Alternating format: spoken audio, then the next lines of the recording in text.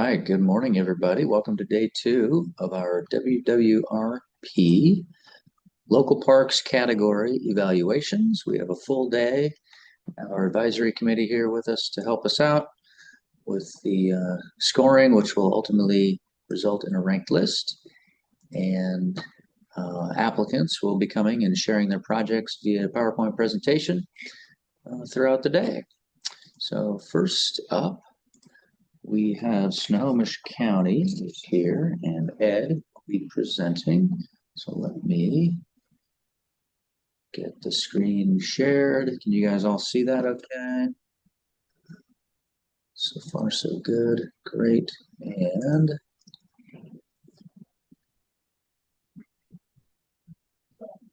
move this back here. Not that one.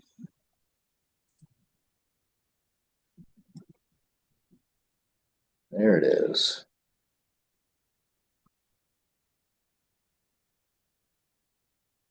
Okay, Ed, can you see your PowerPoint there okay? Yes. Great.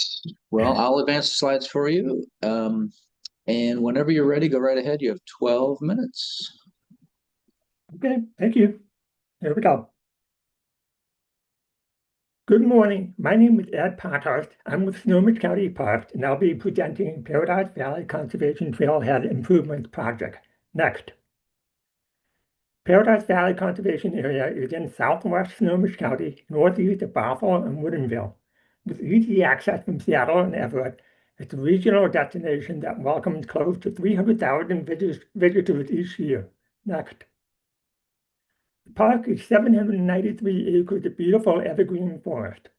It has about 7 miles of equestrian trails and 10 miles of mountain bike trails. All trails are open to hikers. Most trails are open for multiple uses. Several are hiker only. The primary trailhead and parking area and project worksite is along Paradise Lake Road, a county arterial. Next. This project will improve parking and safety, increase capacity, and add a separate parking area for equestrians. It will enhance enjoyment of the park by hikers, mountain bikers, equestrians, and nature enthusiasts. Next. As a regional park, Paradise Valley serves the entire county. Of the parks shown here with similar hiking trails, only one other offers mountain biking. The demand for mountain biking continues to grow.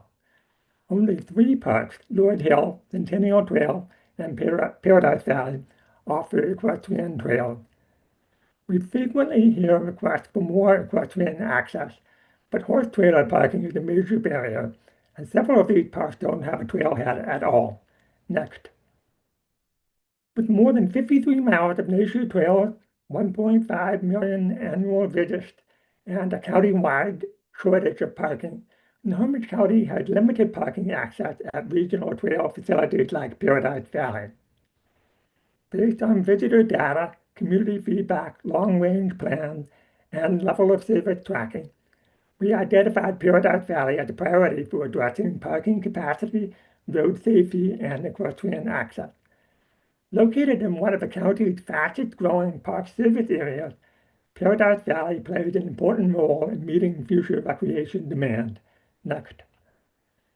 We hear from park staff all the time about the Paradise Valley parking lot being full much of the time, especially during the summer, but increasingly throughout much of the year.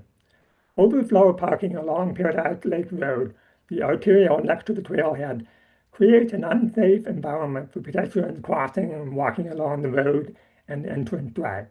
Also, the gravel lot is in very poor condition. Next. This project addresses several priorities from our Parks and Recreation Vision Plan, Comprehensive Plan, Regional Open Space Plan, and Parks Mission and Vision. Key elements include improving existing parks and meeting current needs, educating about park and forest stewardship, enhancing accessibility for a more inclusive recreation system. Next. The trailhead renovation and development area currently includes a gravel entry road and parking lot. As you can see, the road and lot are heavily potholed and have poor drainage. Next. The parking lot is often filled to capacity, and there was much overflow parking along the adjacent arterial road, creating unsafe conditions for park users crossing the road. In addition, the two ADA spots are unpaved and do not meet minimum requirements. Next. As this map shows, two horse trailer bases shown in blue were originally designed in the middle of the parking lot, but without signage, they're often taken by other vehicles since you can fit 4 cars in the same space. This prevents equestrians from parking and accessing the trail. Horse trailers are as large as boat trailers or RV campers, so the lack of formalized spaces also makes maneuvering difficult. It's important to separate equestrian parking and trail access from mountain bikers to avoid scaring the horses. In the existing lot, there is no separation, which is another reason the lot precludes equestrian use at the trailhead. Next. The current lot has a heavily used Santa-Can area. There are few amenities for trailhead users, and users have to enter the park's trail system via a single access point shown by the dark blue arrow. Next. In general, our scope aims to avoid conflict among user groups through separate facilities. This follows how we manage park trails, with some designated for equestrians, others for mountain bikers and hikers, and a few for hikers only. Next. For this project, we plan to pave the existing main lot and add both a graveled overflow lot and a graveled equestrian area. This would essentially double the trailhead's overall parking capacity and create 3 spaces for horse trailers. Next. Our site plan would avoid user conflicts by creating a separate trail entry for equestrians from the new equestrian area. New pedestrian paths around the 3 lots would improve circulation, while wayfinding improvements would guide users to both trail entries and trailhead amenities. Next. Accessibility improvements would include 2 paved ADA parking spaces, pedestrian paths to trailhead amenities, and to both the main trail entrance and the equestrian trailhead. Next. The improvements are designed to reduce drainage issues. Currently, stormwater runoff from the gravel parking area carries sediment and pollutants into the headwaters of Bear Creek, potentially affecting water quality and salmon habitat. Paving the lot, along with flow control and water quality treatment, will reduce erosion and sediment transport. This will include a natural stormwater dispersion area. Next. Shown here are trailhead amenities we propose to add. At the main trailhead, these include a park monument sign, drinking fountain with bottle filler, benches, bike racks, and a fix-it station, and relocated Santa-Can. The equestrian trailhead would include signage, mountain blocks, and hitching rails. Next. Shown here is our budget. The cost estimate was prepared by civil engineers and landscape architects. The budget includes all design, permitting, contingencies, contractor markup, and taxes that would be included to construct the full project. Our RCO ask is $500,000, and the county match would be $1.945 million. Next. Here's the project schedule through anticipated construction completion by the end of 2029. Next. We use 2 primary methods to gather community input. An online survey of park users was advertised via social media, and a flyer at the trailhead kiosk. The focus of its outreach process was to gather feedback from a variety of regular visitors to the park, equestrians, hikers, and mountain bikers. Over 300 survey responses were received. Following the survey, we held a site visit with several equestrian users to better understand their needs for improving equestrian access to the trail. Next. We heard from more than 300 people, with biking, hiking, dog walking, and nature exploration being the most popular activities. Fewer equestrians responded, highlighting the need for more focused outreach. During our site visit with equestrian users, we heard strong support for expanding equestrian access to these amazing trails.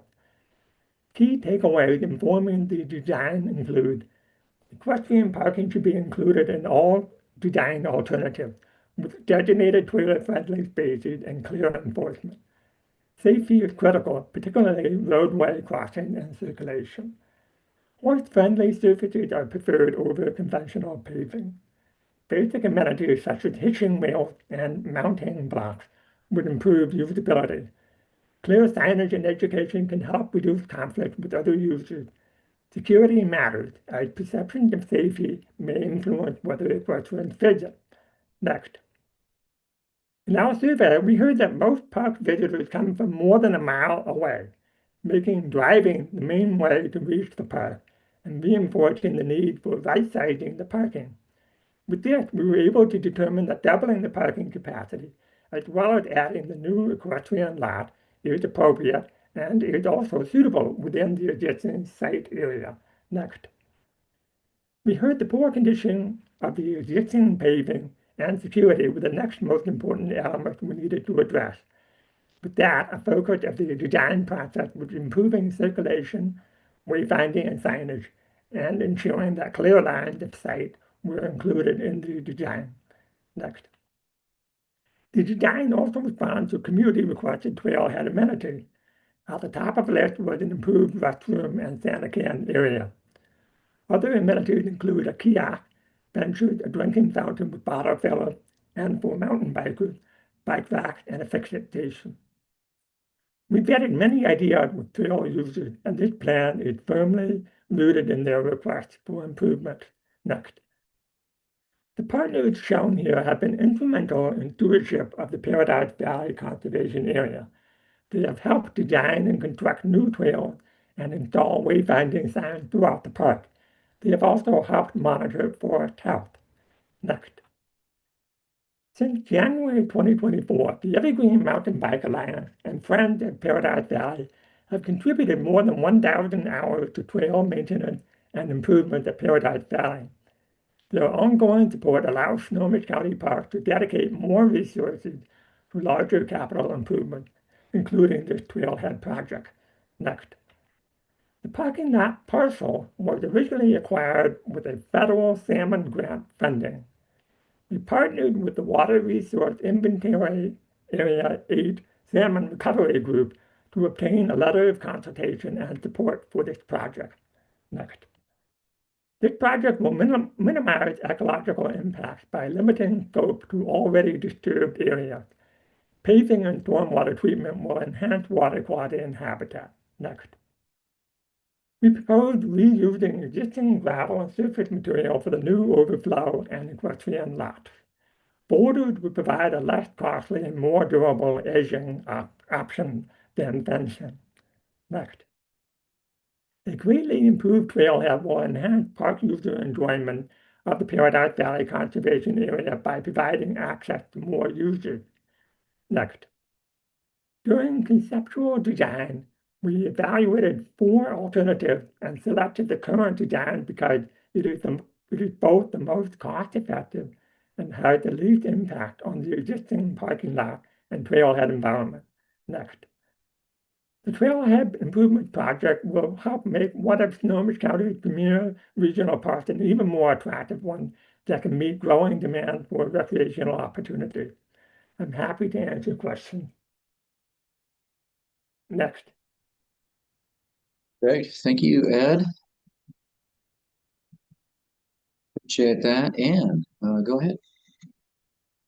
Could you go back to the cost efficiencies slide? I think it was the second from the end. Just need a little more time to absorb this one.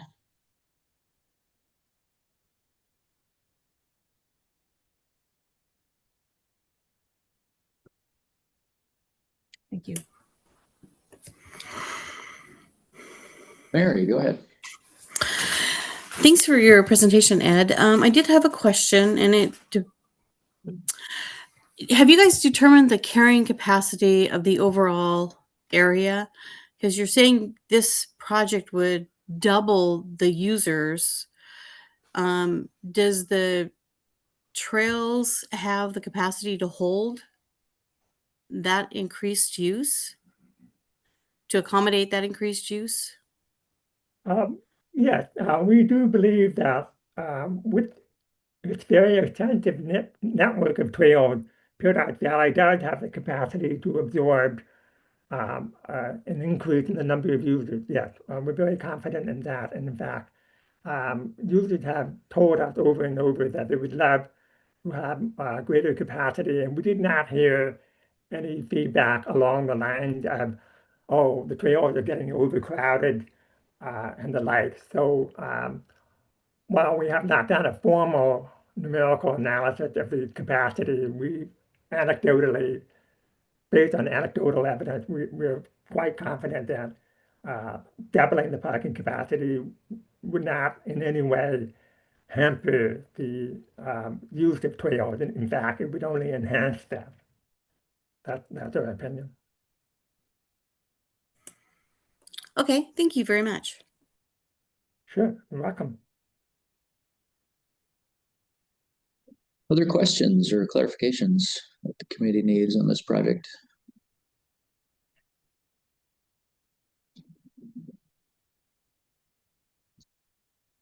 All right. Don't see any other hands. Thank you very much, Ed, for joining us. Appreciate that. Okay, well, thank you for the opportunity to present this project to you. Yeah, for sure. Have a good rest of your day. Okay, thank you. Bye. All right, folks, you can finish up making sure you got your scores plugged in for this project. Get the next one ready to go. Looks like we're headed to town of Natchez.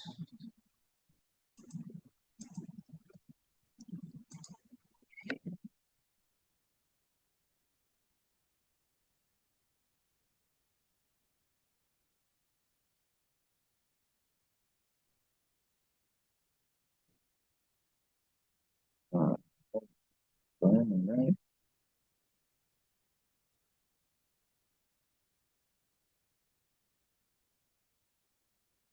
It's hiding behind the other screen. Okay.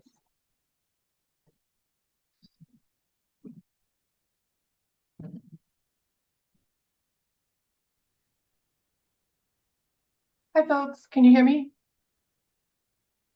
All right. I can hear you. Is that Teresa? Yeah, I'm just trying to get my video. Sorry, just 1 second. Yeah, no problem. Looks like Marla is here as well. Hello, Marla. Hey, Carl.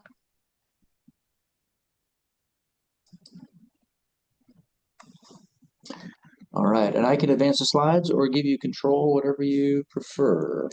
I can take control of it. Okay. Let me find your name in the list here. There you are. Go ahead and click on the screen. Make sure that activates for you.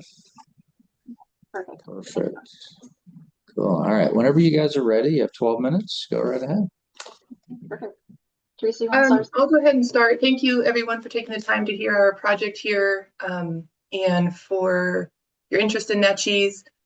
We are really excited about this project and addressing the local need of some accessibility issues that we'd like to address here. We're a pretty small community, but we are serving a much greater area here in the upper valley of Natchez. And I'm looking forward to hopefully addressing some accessibility, some recreational needs on this park that is already a good start, but can use some updates for sure. So happy to hear your feedback, and I'll let Marla take it from here. Perfect. Thanks, Teresa. So just to get everyone oriented, so the town of Natchez is located in central Washington, which can be seen on the map to the left. And on the right, within Natchez, Clemens View Park is just located on the southeast edge, and it's right off of US Highway 12. So this park already serves as a regional destination for both Natchez and the surrounding Upper Valley. So starting off with the need, we looked at the recreational opportunities available throughout the town. And as shown in the map, the locations in pink are all the existing town-owned parks. The green are all the school facilities. And then the orange is a privately owned park.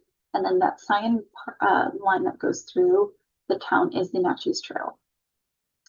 So most of the parks owned by the town currently provide passive recreation. It has amenities like just open space, benches, pathways, and some shaded areas.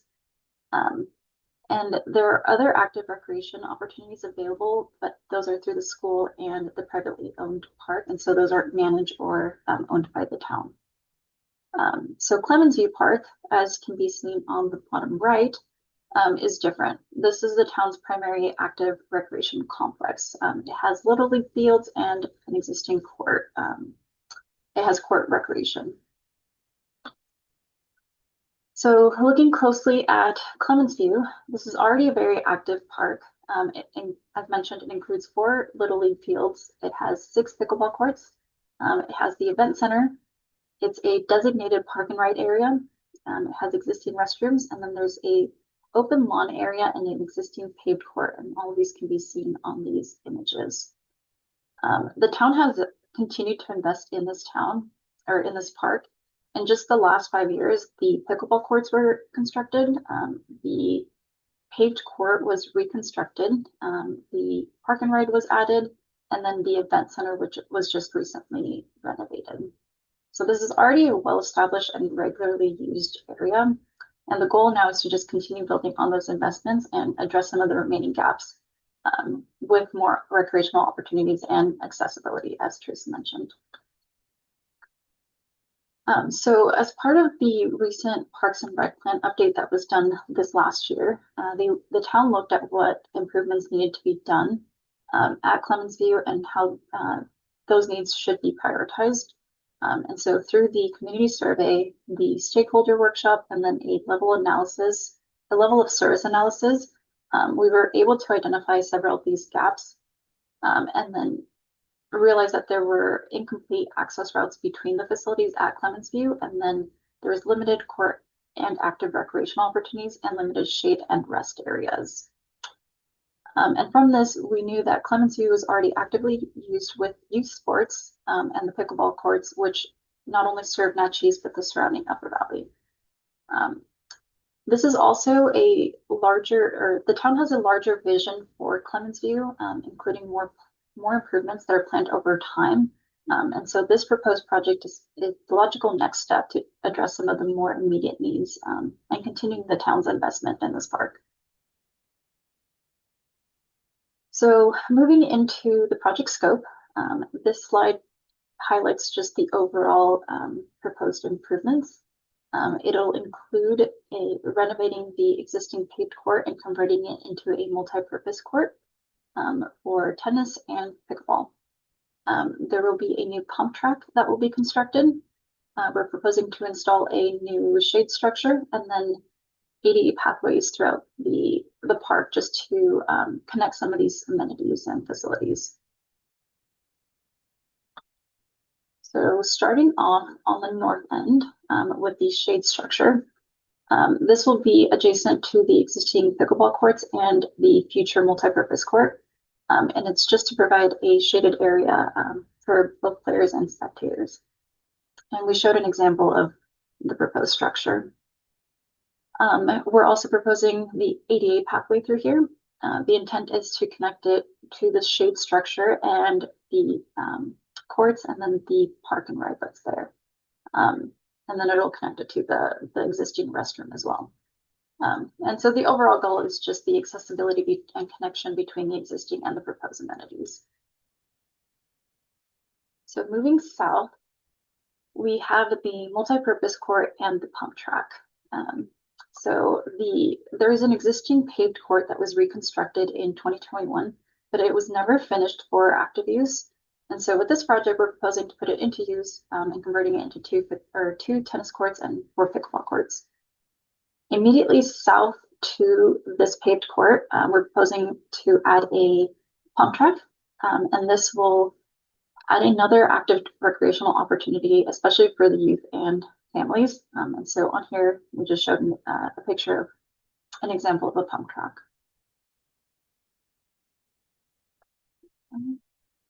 And then the last piece to address an accessibility gap in the park is near the ball fields. So within the ball fields, there's already a paved access that connects the fields. However, there is a segment that is unpaved. And so this project is proposing to extend the pathway, and it will be extended towards an area that will be used for future ADA and overflow parking as well.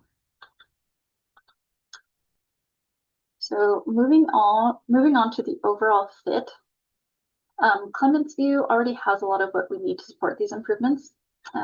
As mentioned, there's the ball fields, the courts, parking, restroom, and the other infrastructure in place. And during the Parks and Rec plan, there was a survey that went out and captured the survey results shown here. There was a lot of interest in additional court recreation and better access to the park. So rather than developing these facilities at a new location, the project builds on this park that is already serving the community.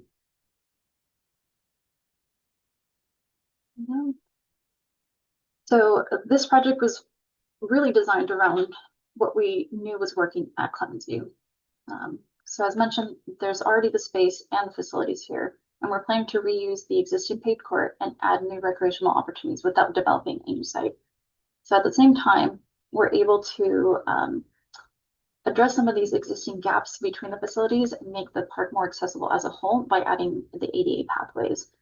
And so this project just makes better use of the town's investment while creating a more complete complex that can serve a wider range of ages and abilities. All right, so the total project cost is estimated at $360,000. The RCO request for this is $288,000, and then there is a 20% town match of $72,000. For permitting, we do anticipate completing a CBER review, and then the project is anticipated to be completed by August of 2029. And then back to the estimate, these were completed, or this cost was based on recent project bids and just preliminary estimates.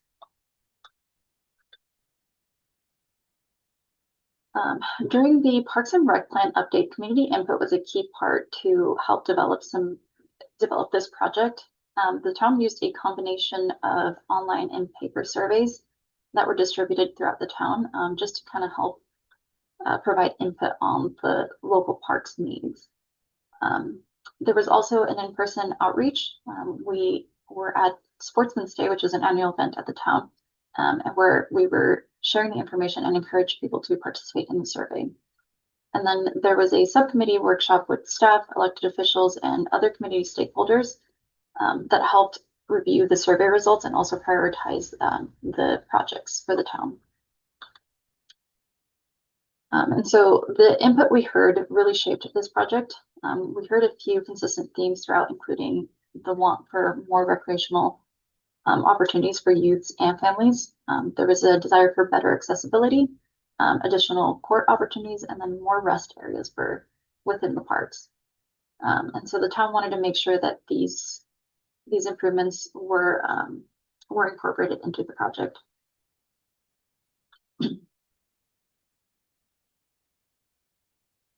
So the town has worked closely with community partners who actively use the park.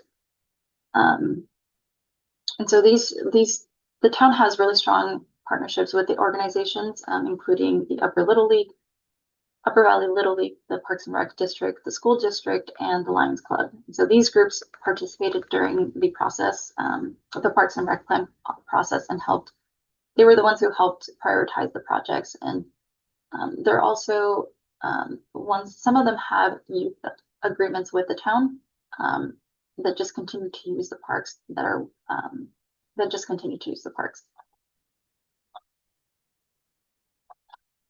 So moving on to sustainability, one of the biggest benefits for the project is that we're building on what's already here. Socially, the project expands opportunities for physical activity and improves access for a wider range of ages and abilities. For under economical, we're reusing the existing paved court and relying on the existing infrastructure that's already at the park, including the parking and the restrooms. And all of these have been things that the town has already invested in. And for the environment, we're really concentrating the improvements into already developed areas. And that way we're minimizing the footprint. We're minimizing the construction footprint. For cost efficiencies, there is a planned donation for the pump track. Atkins Landscaping has committed to constructing the pump track at no cost to the town. Their contribution is valued at about $20,000, and that's what they anticipate is needed for this construction. And so this donation will serve as part of the town's match and will allow the project to continue adding this amenities while also making the most of the available funding. And with that, we thank you for the opportunity to present today, and we're happy to answer any questions. Great, thank you very much. All right, questions or any clarifications that the committee needs?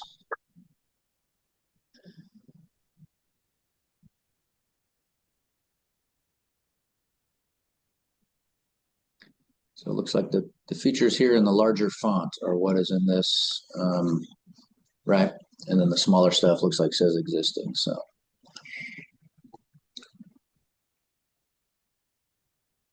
David, go ahead. I'm kind of curious, you mentioned there's a Natchez Park and Recreation District. How does that relate to the city of Natchez? Want me to go, Marlo? Yes, sure. Okay, so the Parks and Recreation District is established ownership of a park in our area. So it's not this park specifically, it's kind of in the northwestern side of town, but they operate a very popular park and our community pool. And so they are a large proponent of the recreation within Natchez and certainly within the youth in the community. And so we really appreciate their feedback based on their current knowledge of both numbers of youth that need active recreation and also the families that are coming into the area. And so they are definitely a key stakeholder in town. And they're represented by that Applewood Park on the map there in the orange.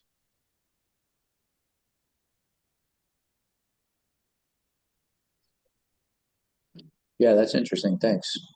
You're So they welcome. have a limited scope of, and then the town takes care of everything else, it sounds like, and the Parks and Rec District is really focused on that one facility. Correct. Yeah, presumably if we had a more expansive youth recreation program, they would be perhaps a little bit involved, but they are mostly based within that orange box there on the screen. Gotcha. Yeah, thank you. Mm-hmm. Other questions from the committee?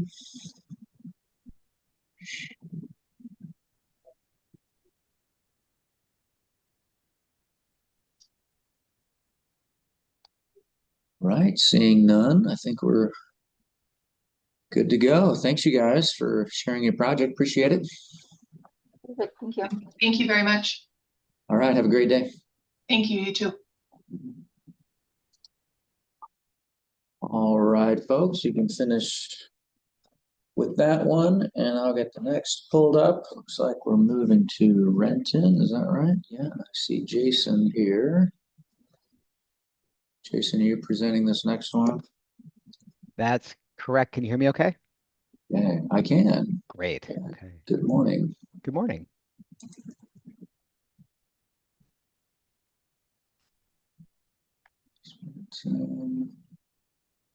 All right, and here we go. And I can give you controls or advance the slides, whatever you prefer. I'm happy to try to click through. That'd be fine.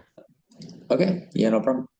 Let me find, there you are. Click on the screen and see if that should work for you. Okay, there we go. It seems to be. I just need to go back now.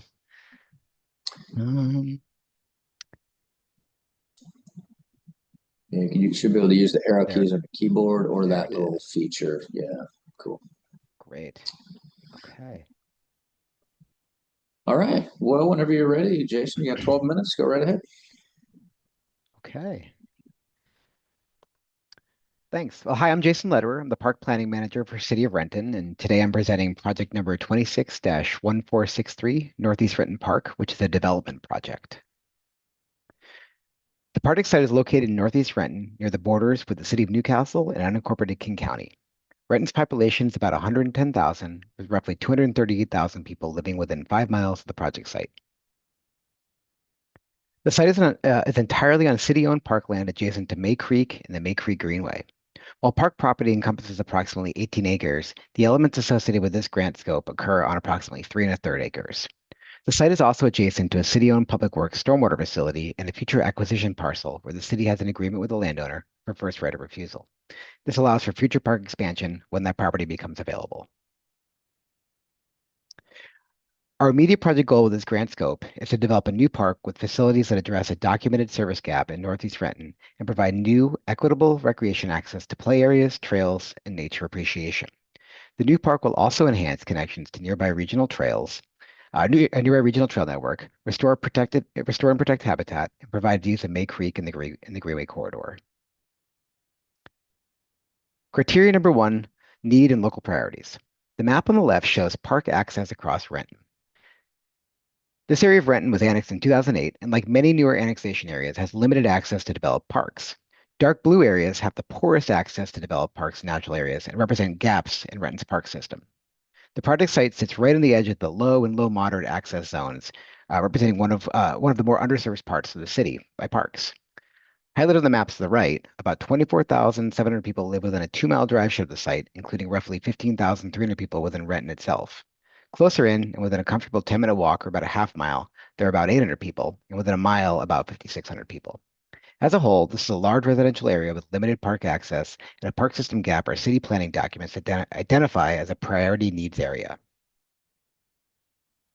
The project is also located in a part of the city that experiences higher health disparities and poorer health outcomes, along with a notable gap in access to inclusive play. The nearest inclusive playgrounds, which are shown in the green circles, which provide play spaces for children of all abilities and mobilities, such as Renton's Meadowcrest playground shown here, are all a meaningful walk or drive from the project site. This project would create an inclusive play space within reach of families who currently have none nearby. Health-positive investments like this new park and inclusive play features are critical in helping address health disparities and improving overall community health and well-being. Beyond the immediate neighborhood, the adjacent May Creek Greenway corridor is identified as a key link in Renton's vision for creating regional trail and open space connectivity between Lake Washington and Cougar Mountain. While this application addresses a local park service gap, improved access to broader trail connectivity is likely to draw users from beyond the immediate watershed as well. New trail and pathway connections within the park also open access to forests, wetlands, and the creek. Community engagement done in support of Renton's recently adopted Parks, Recreation, and Open Space Plan reinforced investment priorities for this new park. When we asked residents how they'd spend a hypothetical $100 on parks and recreation improvements, trail access, new parks and gap areas, and improved playgrounds and nature-based recreation consistently ranked among their top choices. This new park will deliver on all of those priorities. Taken as a whole, when considering park access gaps, population health disparities, as well as existing land use and projected growth, all of which we looked at carefully in the recently adopted PROS plan, this project location ends up being one of Renton's highest need locations for new parks. The site-specific master plan, which was adopted in 2024, responds directly to this need as well, calling for an accessible play area alongside trails, providing access to nature. This new park is a deliberate response to documented need, not just desired amenities.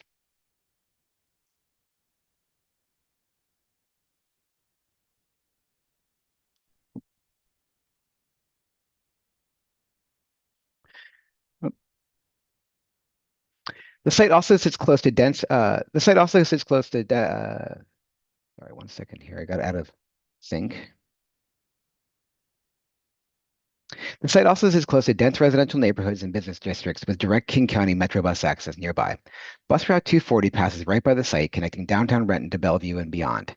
This kind of bus access means this park can serve a much broader group of residents, visitors, and neighbors, including people who don't have access to a car. Criteria number 2, project scope. As noted previously, the site is largely undeveloped city-owned land with forested uplands, wetlands, and a previously cleared residential lot. The site plan shows the proposed inclusive playground and play area. These spaces are integrated with an accessible loop trail, formalized vehicular access and parking, and an accessible route leading to a viewpoint of May Creek. While the full vision for the new park includes a permanent restroom facility, initial park development anticipates an enclosure for portable restrooms.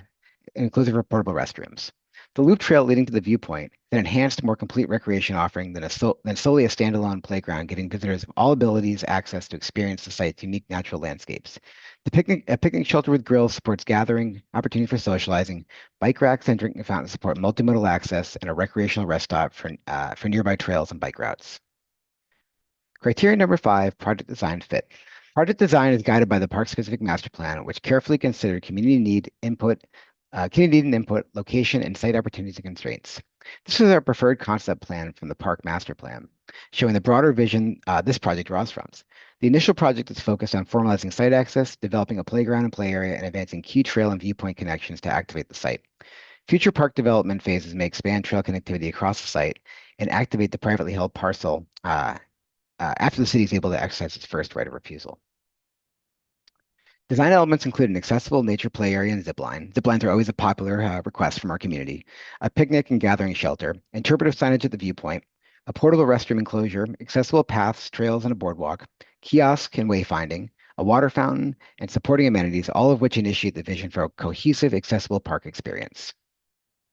Conceptual sections from the park master plan illustrate the play space, as well as the trail and nature access experiences, showing how the design fits the site's topography and ecological features well, while continuing to prioritize accessibility for all users. The project design also aims to capitalize on existing site conditions. By utilizing a previously developed lot, existing access drive, existing site egress, and existing social trails, we can minimize new disturbance to the natural landscape while meeting project design and recreation goals.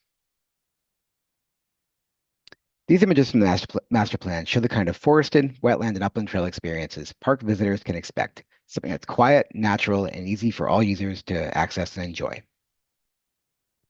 Criteria number 6, project design budget. Our design consultant, who had experience delivering comparable local projects, developed an opinion of probable construction costs of approximately $6.4 million. The bulk of that, or about $5.3 million, is for site development, which includes play areas, site improvements, parking and roads, utilities, the portable restroom enclosure, site prep, and trails in the boardwalk. Architecture and engineering costs are estimated to be around $1 million, with an additional $26,000 for permits and cultural resource surveys. Of the total project, we're requesting $500,000 in WWRP local parks funding, with the city covering the remaining $5.9 million, or about 92% in match from various sources. Currently, design is at 30%, with design and regulatory agency continuing through this year. The city is currently finalizing its biennium capital budget, with final design and permitting anticipated to wrap up in 2028 and construction starting in 2029, pending funding and permitting. Criteria number 7, project engagement methods.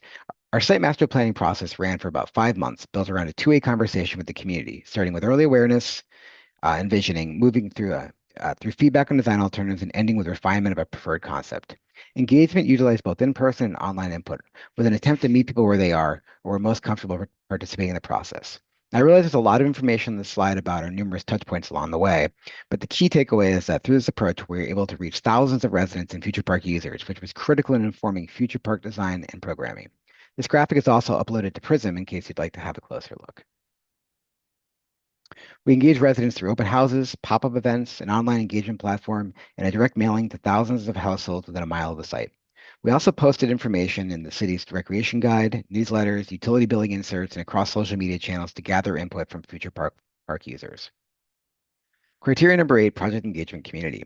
Community feedback directly shaped park design. Across our surveys and design alternatives, residents consistently prioritize play access, trails, connections to nature, and opportunities to appreciate May Creek.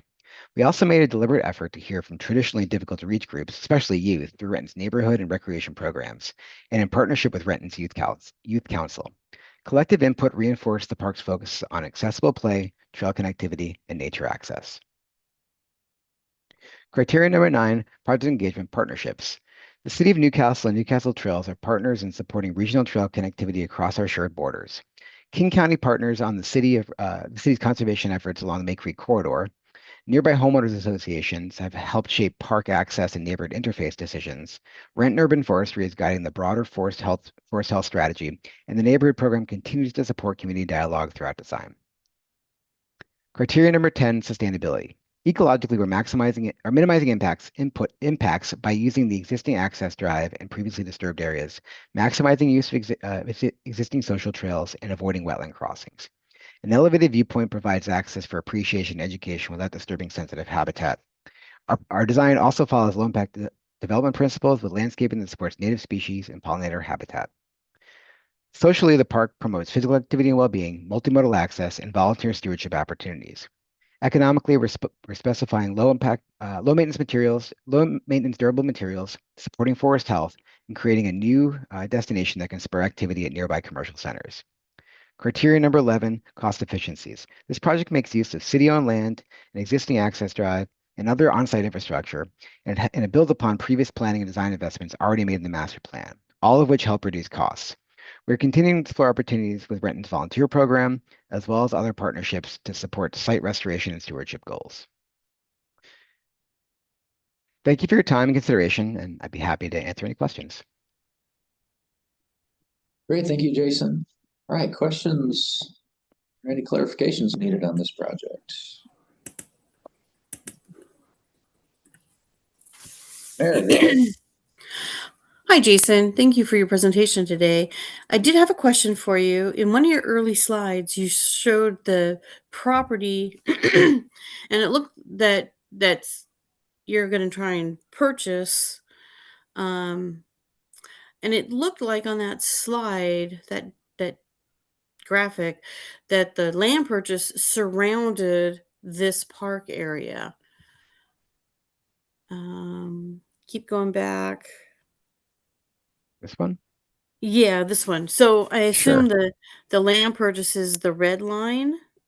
So the grant scope, sorry if that wasn't clear, the grant project limit is within the red line. Okay. And Okay. then the private property is located here. And we do have an agreement with the landowner for first right of refusal. So when that landowner is ready to sell, we're first in line to buy the property, but it's entirely surrounded by city-owned land, including this stormwater facility, and this is all designated as parkland. Okay. Yeah, I got that confused. I must have missed the red lined boundary as your project area, and the land acquisition is that part up in the upper left hand side. So my question is moot. Thank you, Jason. Oh, sure thing. great, thanks for clarifying that. Other questions on this project?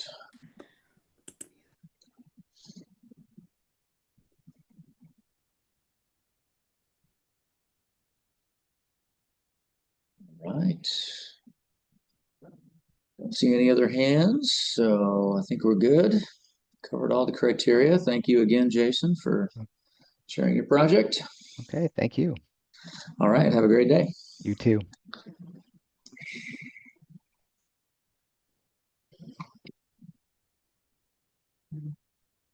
Hold on,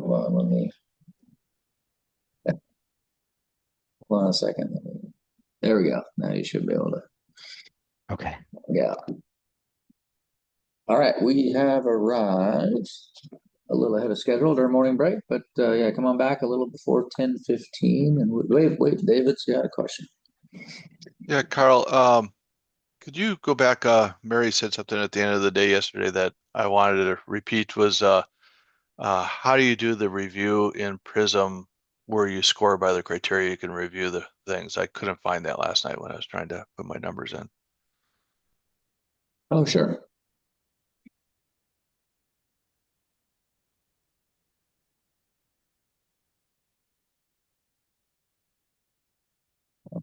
So this little compare scores icon, Okay, I got it. I see that now. Okay, perfect. then you can Yeah, it's just toggle in the right. from one criteria to the next and just double check your scoring. Okay. Yeah, I was looking up in the menus to try to find that, and that's not where it was. Oh, gotcha. A report or something. Yeah. No, I think Thank you. that's the only place. Yeah, it doesn't show up on this screen here. So yeah, you got to open a project to get to it. All right, we'll see you just a little before 10:15. We'll continue on. Thanks, everyone.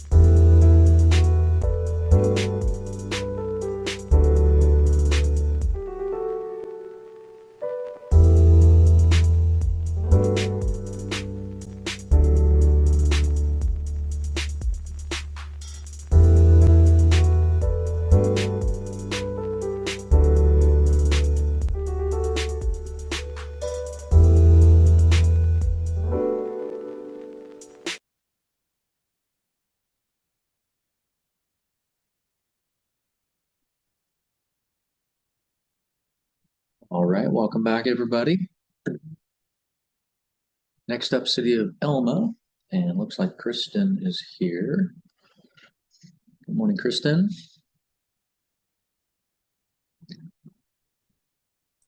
I need to unmute. Hello. Hello, how are you doing? Doing good. Also gonna need to adjust my volume. Okay. So I'm ready. Will I be able to control the slide next? Yeah, I can pass controls to you if that's your preference. Let me do that right now. Okay, go ahead and click on the screen. You should be able to take over. Okay. All right, well, whenever you're ready, go ahead. You have 12 minutes. Okay. Good morning, everyone. My name's Kristen Bryant, and I'm here for the City of Elma and presenting Project 261808, Gladys Smith Lloyd Murray Park Playground and Sport Court Development. Elma is a rural city of about 3,500 residents in Grays Harbor County, and this project will be to improve the existing 12-acre park in the heart of Elma. We propose adding a sport court and a modern playground and accessibility benches and environmental improvements. Oh, that was, I'm already a slide ahead, but there you go. So criteria 1, the need. This slide shows Elma's recreation inventory. Only one active recreation park, the project site. The city also has a monument park with no recreation facilities, one town square style space, and 3 undeveloped open space parcels that are shown here with their distances from the park. Elma has 6 ball fields, but 0 tennis or volleyball courts and few other amenities. So this slide shows the level of service calculations that show the gaps. There are 0 basketball courts, 0 pickleball courts. There's 1 playground, but the target would be nearly 7 for our population. And residents confirmed in our community survey, 59% cited a lack of sports courts and play areas as a top barrier to using parks, and nearly 12% cited accessibility issues. So the Gladys Smith Park is used today for baseball and softball, and of the 6 fields, 5 will remain. But this baseball use is organized and seasonal. You have teams, leagues, and scheduled practice, and if you're not on a roster or if it's November, the park offers very little. We're missing small group drop-in recreation. Here's the aging wooden playground. It's geared toward older children. It's on a wood chip surface, so that's not a very accessible surface. A caregiver or child with mobility challenges can't reach it.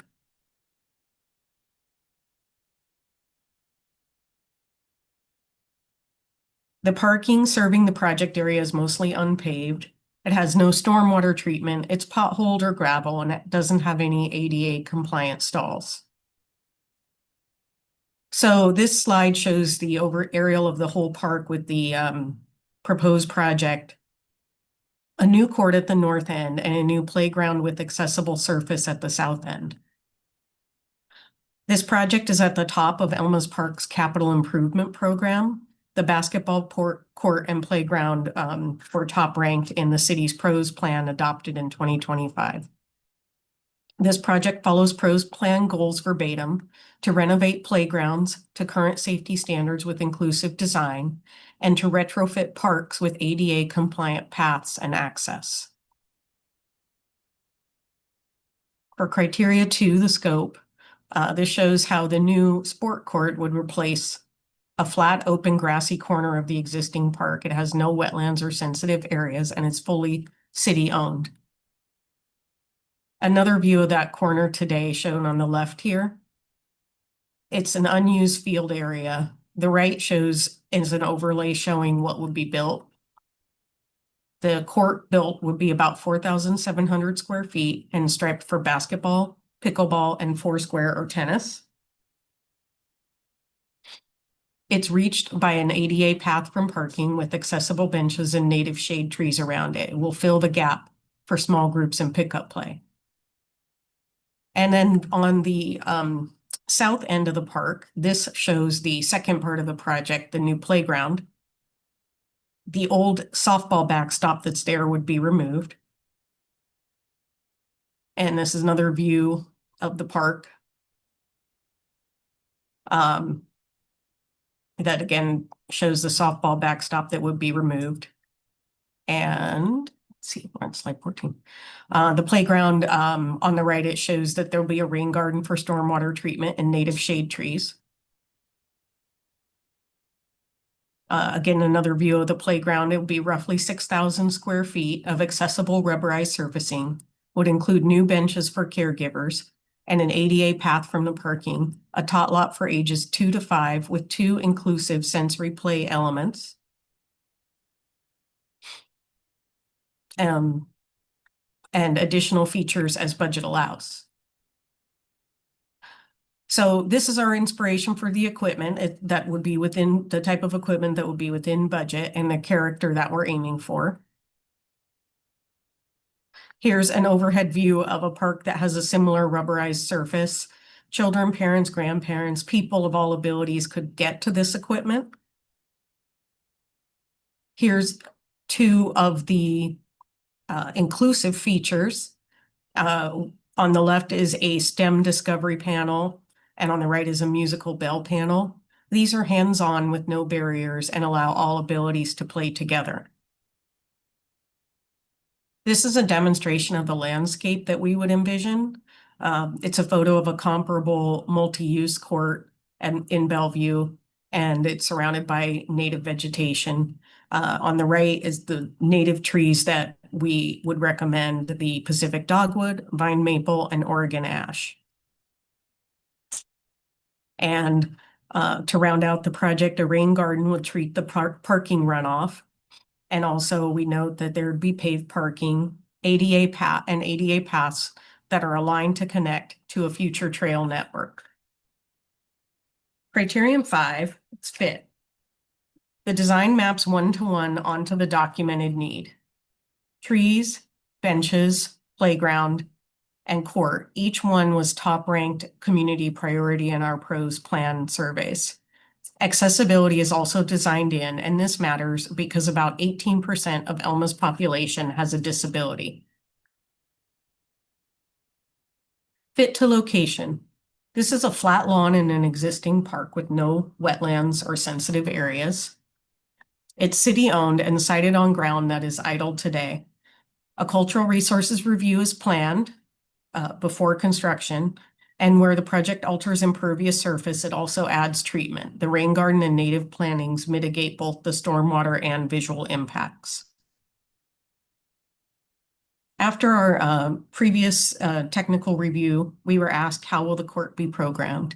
So it is deliberately designed for informal use. It's open and free with no reservations. The multi-use striping is included so that more a variety of pickup games work, and it's sited beside the parking, which makes supervision of younger children easy. Criterion 6 for the budget. I'm not going to go through all these details, but the total budget is $703,000. And that includes a quote we received for a cultural resources review, and it includes about $98,000 in soft costs. The estimates were made using a professional construction estimator and are all inclusive, including contractor markup, contingency, escalation, and sales tax. The conceptual design is complete, and the cultural resources review can begin this year, design and permitting in 2027, and construction in 2028 and 2029. Criteria 7, engagement.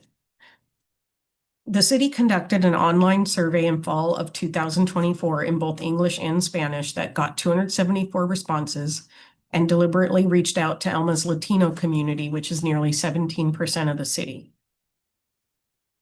5 in-person workshops and open houses were conducted, including National Night Out, again with dedicated Spanish language outreach. And the city had an online Maptionaire digital workshop. that had 388 visitors that pinned more than 60 comments to specific park locations, telling us exactly where improvements were wanted. Criteria 8, project engagement. Here's some quotes of what the community said.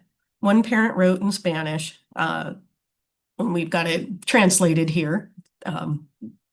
My kids like to play basketball and there's nowhere here for them to play. People also said the play area was run down and that the ADA spots were not ADA friendly. They had potholes and gravel. So all of our elements designed into this project trace back to community input.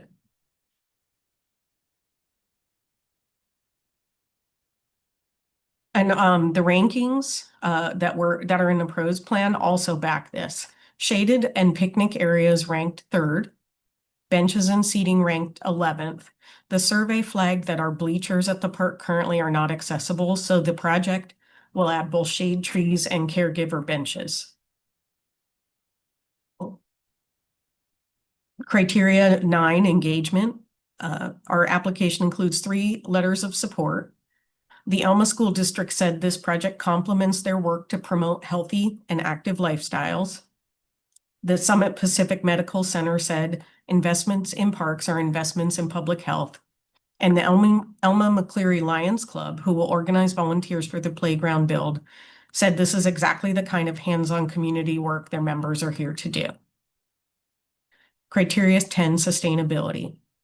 The clearest ecological gain is the before and after of the untreated gravel runoff today that would be treated tomorrow with the rain garden.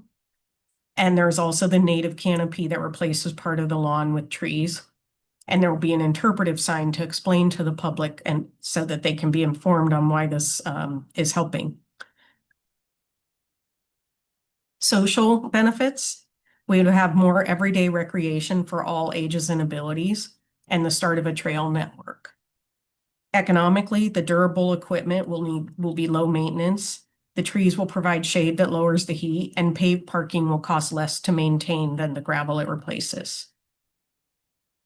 Cost efficiencies. The city has committed to fund a 30% match at $211,000 across 4 years. The Lions Club has committed in-kind volunteer labor for the playground installation, about 240 hours that we value at over $10,000.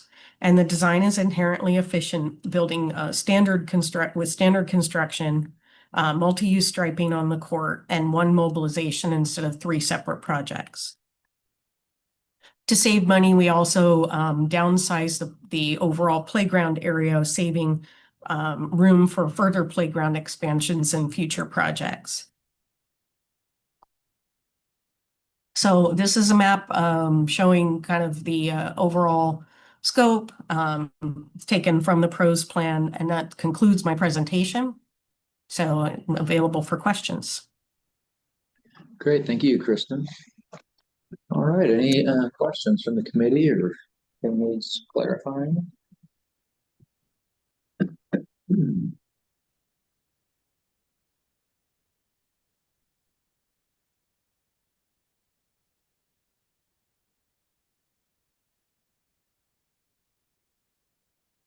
Jeff, go ahead.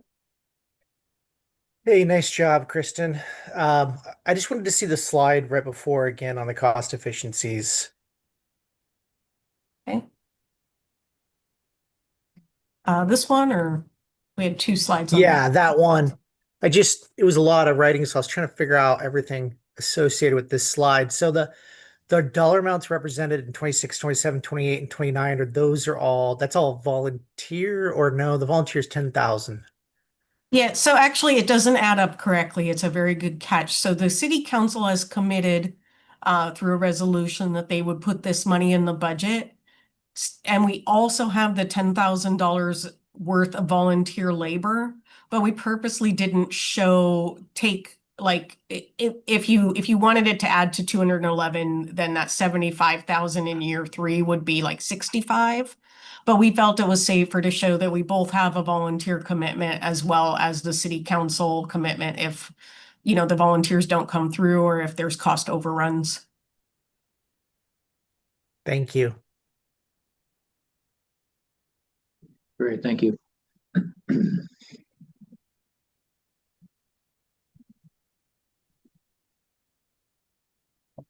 Right, other questions from the committee? For that volunteer commitment, do you have like a letter from? Yeah, in the letter of support, the president of the Lions Club has specified that they would organize volunteers. Okay, that's great. And Elma has a history of people that have done this kind of thing, so we feel confident that when it's time, they'll be there. Yeah, good.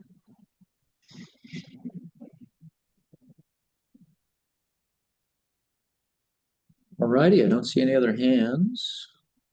So I think you covered all the criteria. Thank you very much for your presentation. Thank you. Have a great rest of your day.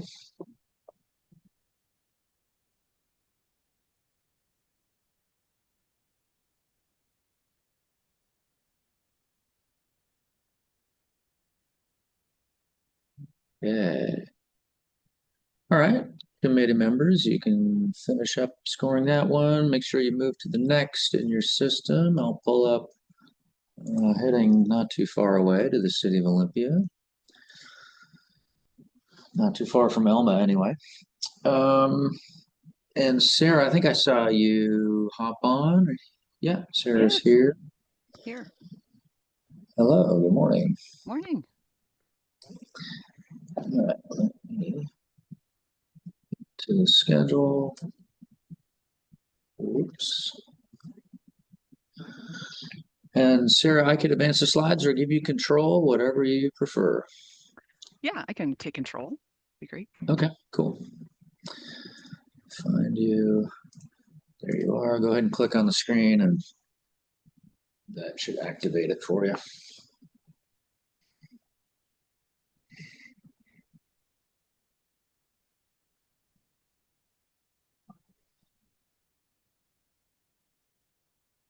Okay, Yeah, great. there you go. Looks like it's working.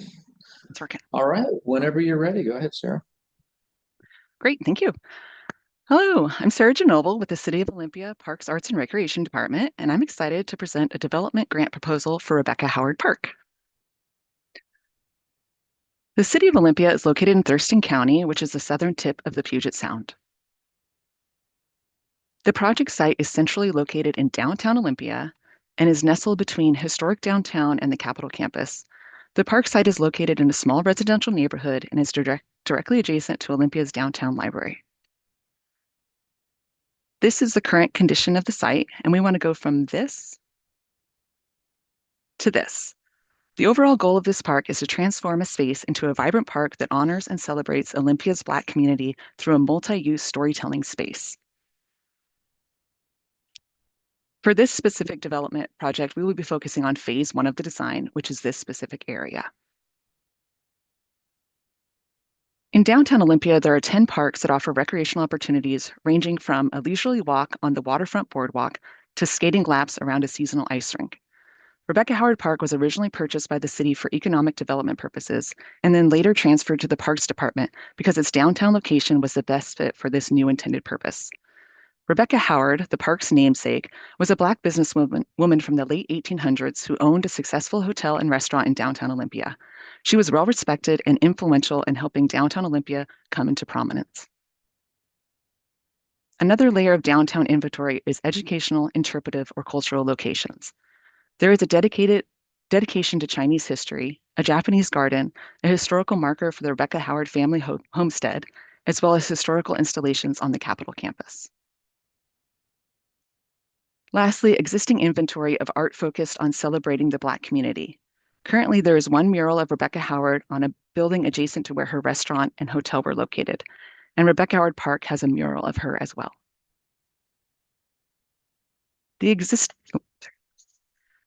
This park development meets several needs in the community. It meets the needs for more parks and green space in downtown Olympia. It meets the need for a new park use, a cultural hub that uplifts the stories of Olympia's Black community while providing a safe space to gather and connect. It will provide Black-centered art and education, which helps expand the need for representation and inclusion in downtown. Community members emphasize the importance of connecting the experiences at Rebecca Howard Park to downtown and beyond, showing that Black history, creativity, and impact exist everywhere in Olympia. This park can guide visitors outward like a web, inviting them to notice, engage, and create more spaces of belonging throughout the city. This park is currently used by neighbors, office workers, community members attending the annual Juneteenth event, library patrons, and houseless individuals. The anticipated use of park expands the user group by welcoming more people into the park space with spaces designed for large and small group gathering options that can accommodate more events and programming, a connection with the library for events and book groups, and educational opportunities for visitors and school groups. Overall, creating a more welcoming space that celebrates Olympia's Black community and culture. The vision for this park came during the Black Lives Matter movement in summer 2020, when a member of Olympia's Black community expressed the need for a park that provides space for peace and healing. Juneteenth celebrations every year have activated the park, and in 2021 is officially named after Rebecca Howard. This park development was identified in Olympia's 2022 Parks Plan and is a community need to have a space for community gatherings and healing. The Rebecca Howard Park Development Plan was completed in fall of 2025 as a guiding document largely informed by Olympia's Black community. The existing park is 0.34 acres and is mostly lawn with several mature fruit trees, arbors, a small paved patio, and walkway. The site slopes steeply to the southwest with 8 feet of grade change between the highest and lowest points. The north and east sides of the park are bordered by public streets and existing sidewalk and planter strips. The west property line abuts a private residence, and the south line is a narrow gravel alley. The park is directly south of the downtown Olympia Library. The yellow line shows the park boundary, and the blue line shows the project boundary. This is the full vision for the space. And this is phase 1 of the project, which we are focusing on, and we'll be going over the components of the design now. This park will be built out in a phased approach, with the park phase developed first. There is a building phase that consists of a community hub with a cafe and meeting room. There is also a festival street phase, which converts 9th Avenue to a flexible space that connects the park to the library and transitions easily to a pedestrian-centric plaza for larger events. The main park area was selected for phase 1 because this is what is feasible in terms of funding, and these park features are covered by this grant, whereas the building and street phases are not.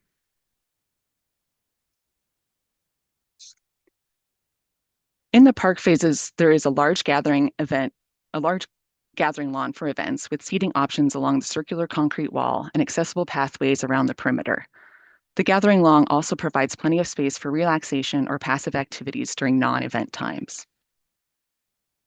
There is a smaller, more intimate space for small group gatherings to share ideas or have quiet reflection. Immersive storytelling can happen through interpretive signage, a storytelling medium that can be straightforward and educational, as well as playful and experiential. Immersive storytelling can happen through cultural plantings. Storytelling gardens can share ancestral traditions and share stories of local Black gardeners. A stakeholder group of community members and city staff developed 5 purpose and goal statements to guide this work from the beginning. To celebrate, honor, and recognize the local history and contributions of our Black community members. To find common ground with each other through storytelling, performance, and art. To provide a safe place for peace and healing. To promote equity, respect, and learning as we build community together. To build strong connections with the surrounding neighbors and organizations. Safety in this park came up a lot in community discussions. There are some of the ways Black community members wanted to feel safe. Representation by centering Blackness and seeing other Black people using the space. Respect for the space and the people that use it. Visibility, creating a sense of enclosure without blocking sightlines. Commitment from the city to set expectations on behavior. And maintenance, a park that is well cared for feels safer. This park should ensure that people of all abilities, body types, and mobility needs can fully participate, feel welcome, and connect with nature and community.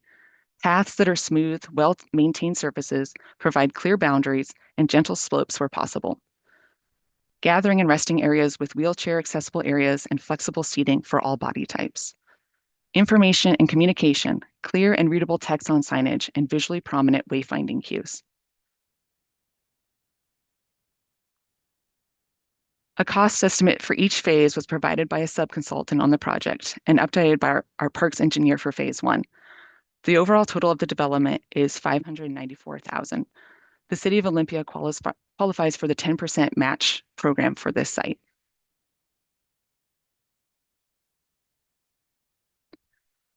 We worked with community members in 3 different ways. A steering committee of Black cultural advocates was formed and met 9 times over the planning process.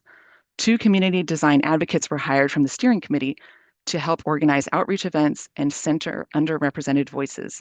And lastly, we invited Olympia's Black community into the design process at a range of public events. Over the course of the planning process, over 1,000 comments were documented through various engagement activities, such as in-person workshops, tabling events, community celebrations, focus groups, and one-on-one conversations, as well as digital options, including online surveys, storytelling websites, and social media. Rather than a single opportunity for community input, there was a larger process of building relationships and momentum for this project and programming ideas for the long term. What we heard from the community was that this park should include intergenerational spaces that invite participation from all ages, circular forums for community building and inclusion, gathering spaces at different scales, comfortable, plentiful, accessible places to rest and relax, clear circulation into and through the site, surrounding visitors with green spaces that give a sense of enclosure, that the design is representative of Black culture, and making it inviting from the street so people will want to come in. For this park to be culturally alive, historically accurate, and activated, intentional investment is needed in community partnerships, lowering barriers and community activation and nurturing relationships built during the planning process. Timberland Regional Library has been a great partner in the design process, tabling at events and providing feedback. Both of the cultural design advocates hired during the planning process held events in the park and are continuing those events this year. Continuing connections with local Black youth and student organizations to ensure this park feels like a safe and inspiring place for young people to gather. This park design includes site features that focus on sustainability and resilience. Ecological factors include selecting drought-tolerant, pollinator-friendly plantings featuring Black cultural plants, preserving existing trees where possible, and adding new shade trees. Social factors include multimodal access with bus route on the other side of the library, a walkable neighborhood, and bike infrastructure nearby. Creating a specific social, cultural, and educational space to help fulfill a need that's missing in our community. Economic factors include fixing on-site stormwater issues and a cost estimate for yearly operations and maintenance, understanding the baseline expenses to help with long-term fiscal planning. Cost efficiencies for this project include community donations. We received a donation pledge from the Park Foundation of Thurston County for $5,000. Also, Washington State Employees Credit Union's headquarters is located just a block away from the park, and they have pledged $10,000 to this project. Like many of our park projects, Olympia will provide the construction documentation in-house, which generally allows a significant savings compared to contracting them out. A phased approach which allows the plan to be adjusted to available funds without delaying the project that the community wants to see built. This development centers Black healing by creating a welcoming, intergenerational space that brings life, beauty, and connection to downtown Olympia. The elements in this park make the space open, inclusive, and rooted in Black community, honoring the past while creating a vibrant space for healing, gathering, and envisioning the future. Thank you.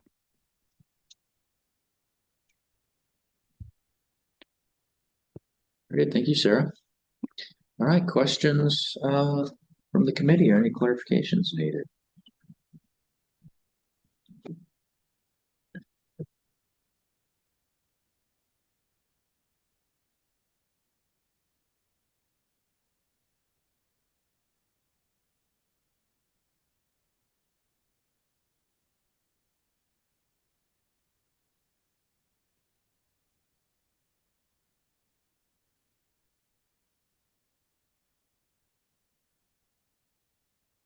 Maybe you covered all the criteria pretty well. I don't see any hands.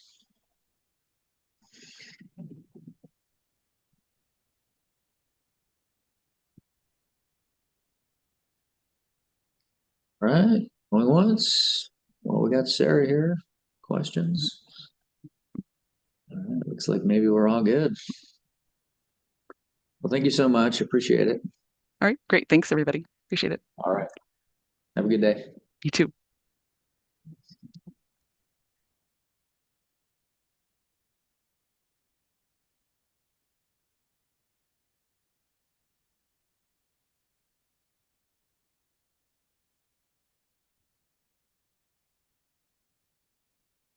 Headed to Yelm. And who's here for Elizabeth? Da, da. Got a little ahead of schedule, so maybe they're not here yet.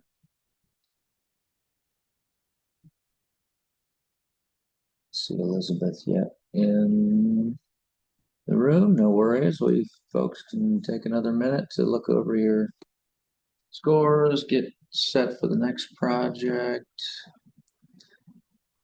Is there anyone else here from Yelm that I'm missing on my list of people? I don't think so. Right. I know Lon is here. Hey, Lon.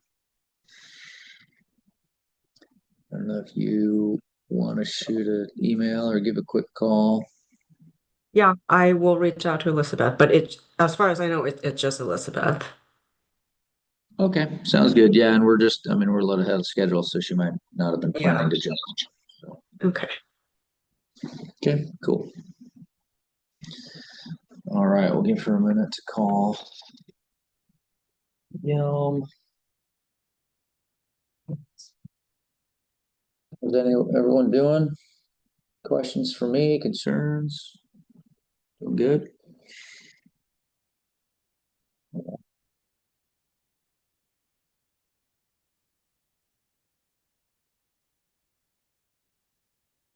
Our presenters yesterday and today are doing a pretty good job. Tuned up the presentations, they're staying on time. So it's always nice to see.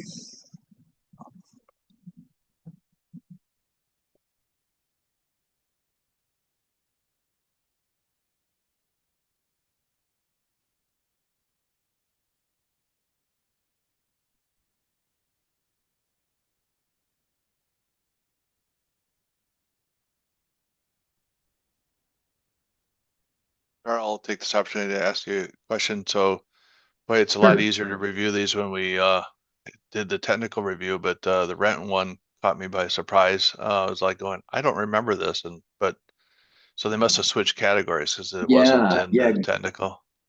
Good catch. I forgot to mention that. I'll try to go through the rest of the list to see if there's any more to flag, but they actually started in trails category That's what I was guessing. because I don't know if you remember, he noted there's some regional trails somewhat nearby. So they tried to make that case, and it really wasn't, didn't quite work. It wasn't like a direct connection. You had to walk down a sidewalk, a half a mile, and there were some future plans. And this particular scope of work was really just a local park. They're sort of a nature park doing some internal trails with potential future connections, or you can walk down the street and get to it. So it really didn't fit. So we talked to them and they decided to switch to local parks category. So yeah, that's why you didn't recognize it. So yeah, good catch. I was gonna blame I was asleep at the wheel or something. So no, you got it. Good morning, Elizabeth. Thanks for joining us. I know we're ahead of schedule, so you probably didn't expect to jump on, but no, it's okay. Good morning. I'm glad to be here. Yeah, good. All right, I'll pull up your presentation. Okay. And I can advance the slides or give you control, whatever your preference is. I can do it. Okay. Let me start it. There it goes. And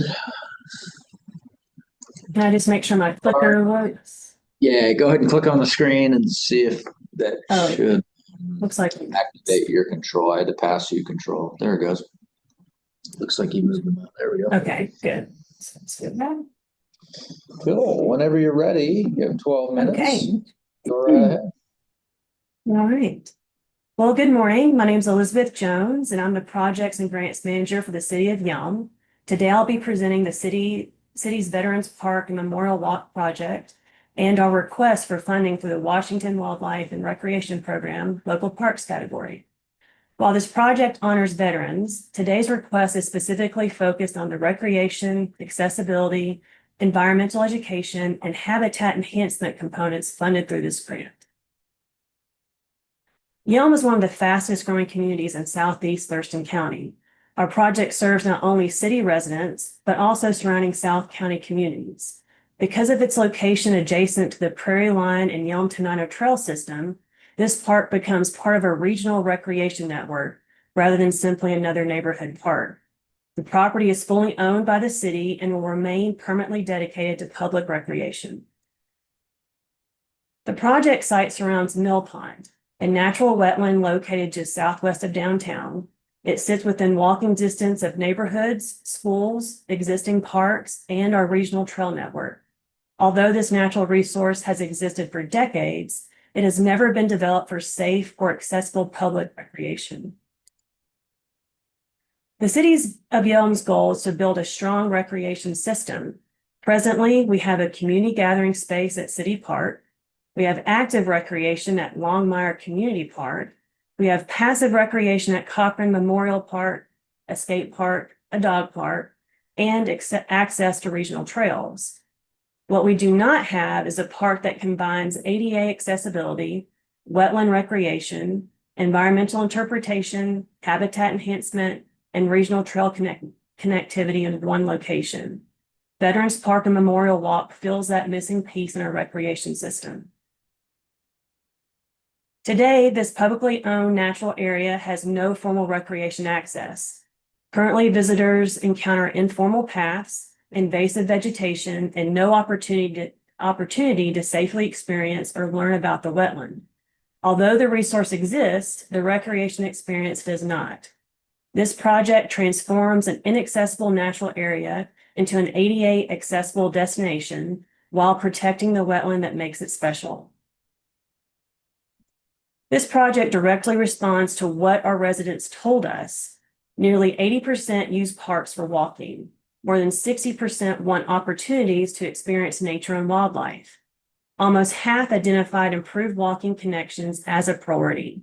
Existing parks are becoming crowded as Yelm continues to grow. And most importantly, more than 3/4 of respondents supported continued investment in Veterans Park and Memorial Walk. This project has been envisioned for decades. As early as 1995, community plans identified preserving Mill Pond, protecting the Gary Oak habitat located there, and creating a trail around the pond and connecting to the regional trail system. 30 years later, we now have city ownership, completed planning, environmental review, and final design. This grant allows the community to finally implement that long-standing vision. This aerial illustrates the current conditions. The site contains valuable natural resources, but there is no accessible circulation, interpretation, or organized recreation. Visitors cannot fully experience the site without leaving established paths or entering sensitive areas. The RCO project focuses specifically on creating safe, accessible recreation while protecting those natural resources. The Local Parks Grant funds the recreation experience itself. Specifically, it provides approximately 2,200 feet of ADA accessible pathway, pedestrian scale lighting, interpretive signage, an informational kiosk, and nearly 9,646 square feet of wetland buffer enhancement. Together, these improvements create a destination where residents can experience nature, learn about local ecology, and safely enjoy the site year-round.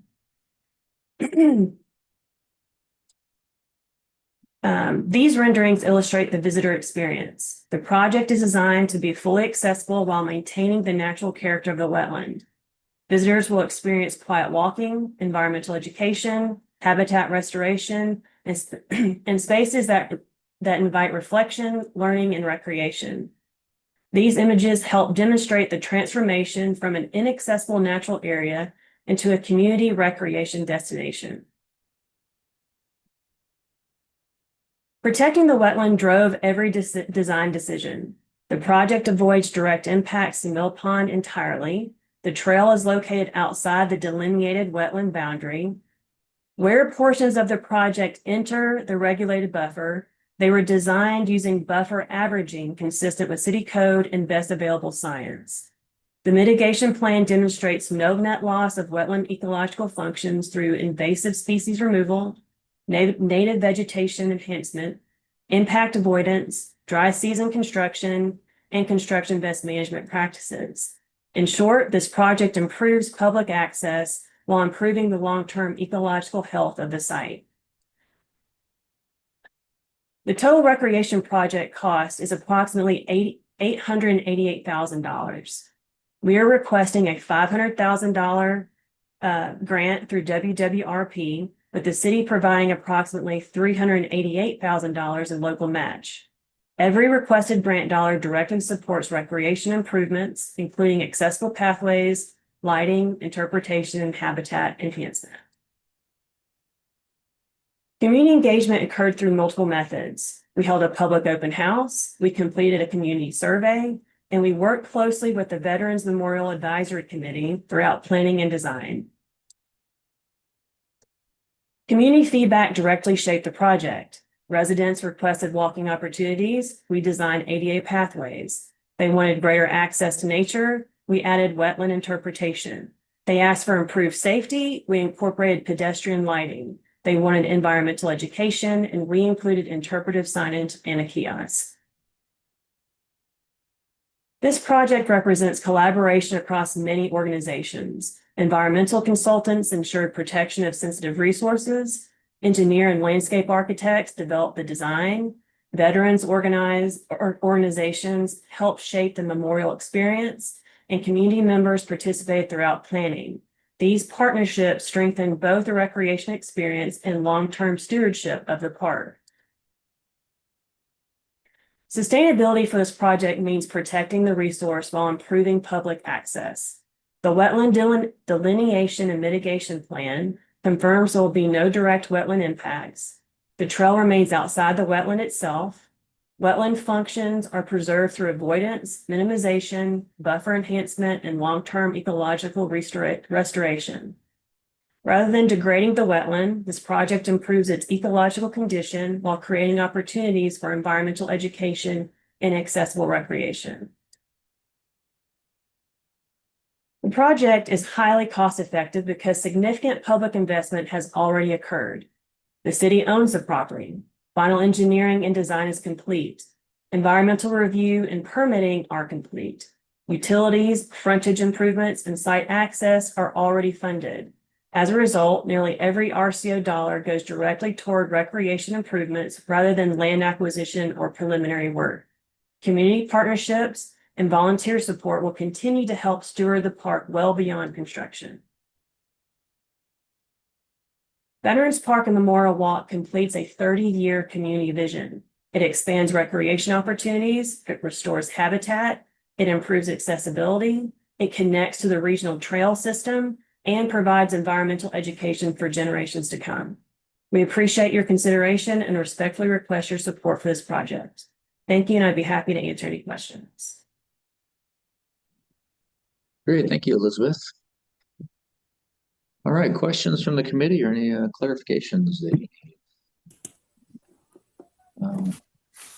See, Mary, go ahead, and then Anne. Hi, thank you for your presentation today. I did have two quick questions, and I may have missed it. But how long is the trail around the wetland? It's like it's not even. It's like 0.2 or 0.1 miles. Okay, so it's just a nice leisurely break from the city sidewalks. Okay, and I'm not sure if you could go back to probably one of the first few slides that shows the overview. The second question was, is this from point A to point B, or is this a circular trail? I'm looking at. So this is the trail right here. So there's sidewalk that we're bringing down as part of the project. And it'll Okay. connect, this is the trail, and it will go all the way to here. Okay. Okay.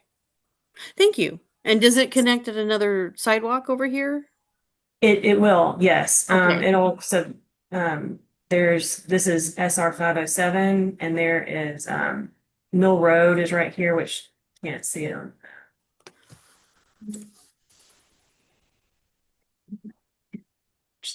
Oops.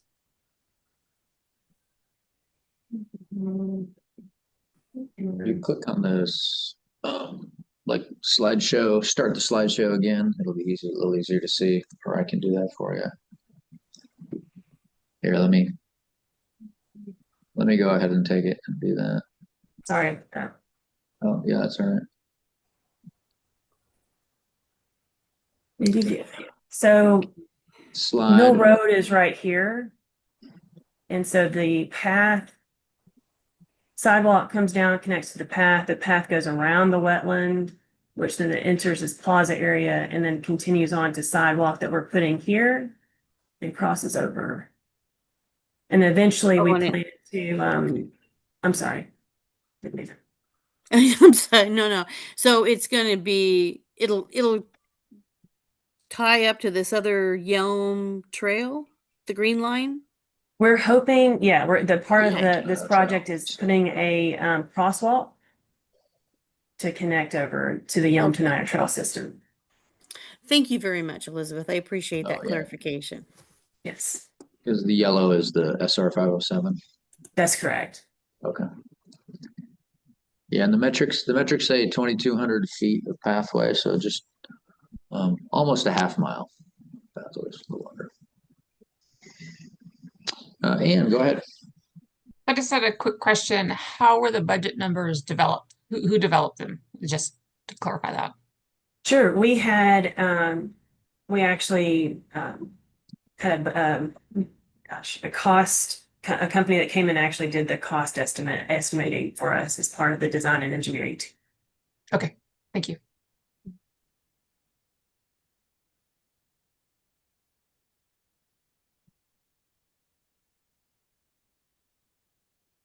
Good. Other questions or anything you need clarified on this project?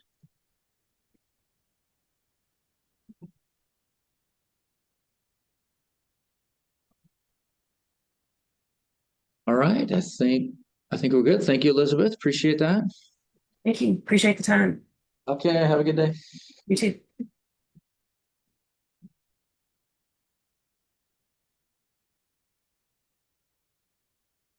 All right, folks, we have arrived at a break. However, we're ahead of schedule. I see that Winlock is here. Alicia, are you presenting for Winlock? Hi, good morning. Yes, I am presenting for the city of Wenlock. Okay, so we folks, what do you want to do? We could take it'd be nice to have maybe just 10-minute break. We just heard 3 presentations, but we could try to stay a little ahead of schedule and then have a longer lunch. You want to do that? So just take a 10-minute break now. Okay, and then so Alicia will be ready for you in about 10 minutes, and then we'll reach out to Woodland, who's the one right after, and see if they can hop on early. And then yeah, have a little longer lunch. So all right, see you in 10 minutes. Okay, thank you. Thanks.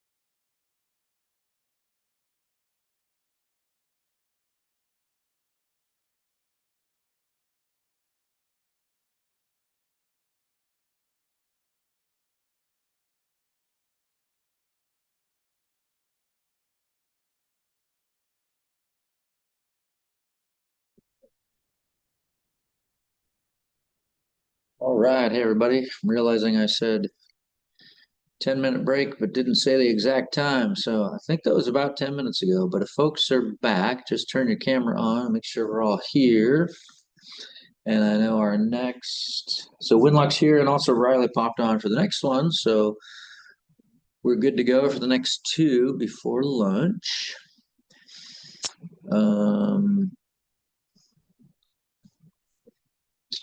All right. Let's see, make sure. Give Jeff and Mary, are you guys back yet? Riley, thanks for jumping on early. We're gonna Winlock's up first, and then you'll be right after Winlock goes. Absolutely, thank you. Mhm.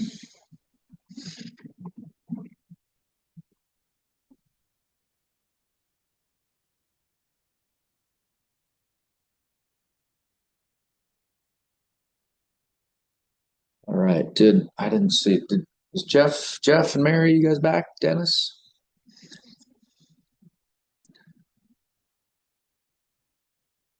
Give them another minute.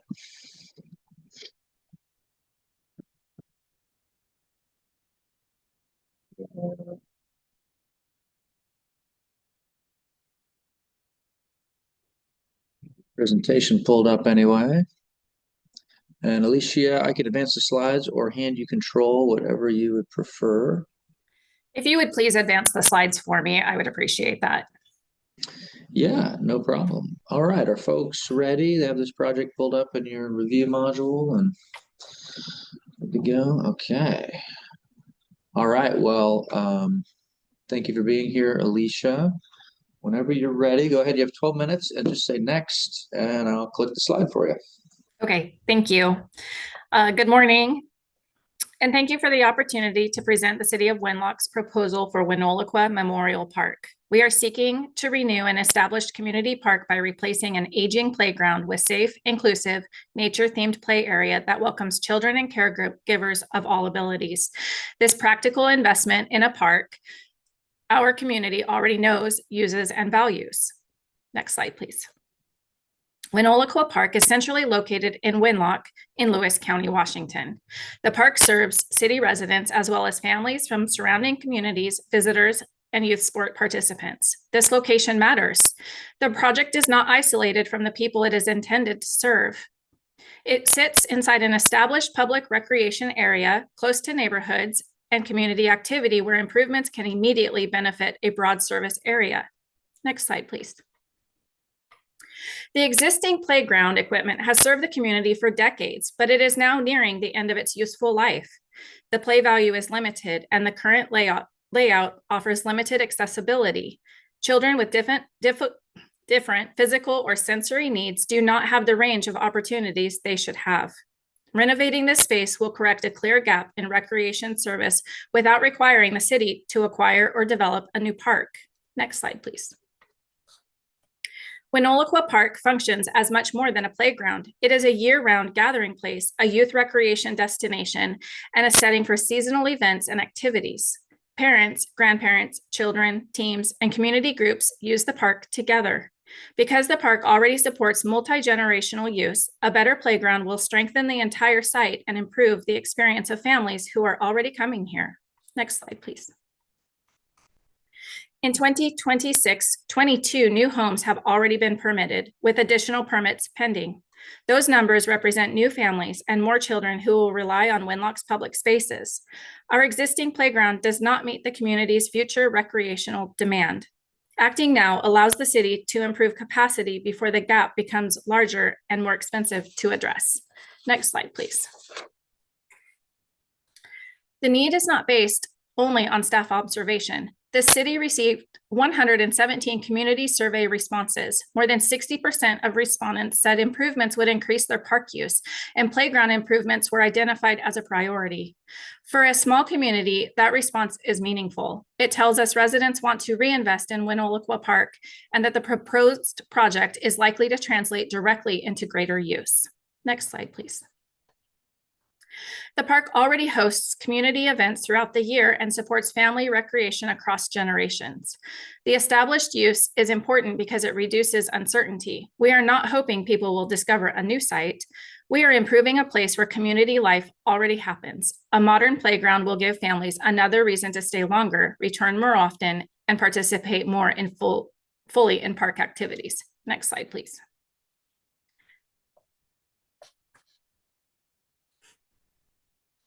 Oh, I'm sorry, I'm on slide 8, one behind. There we go.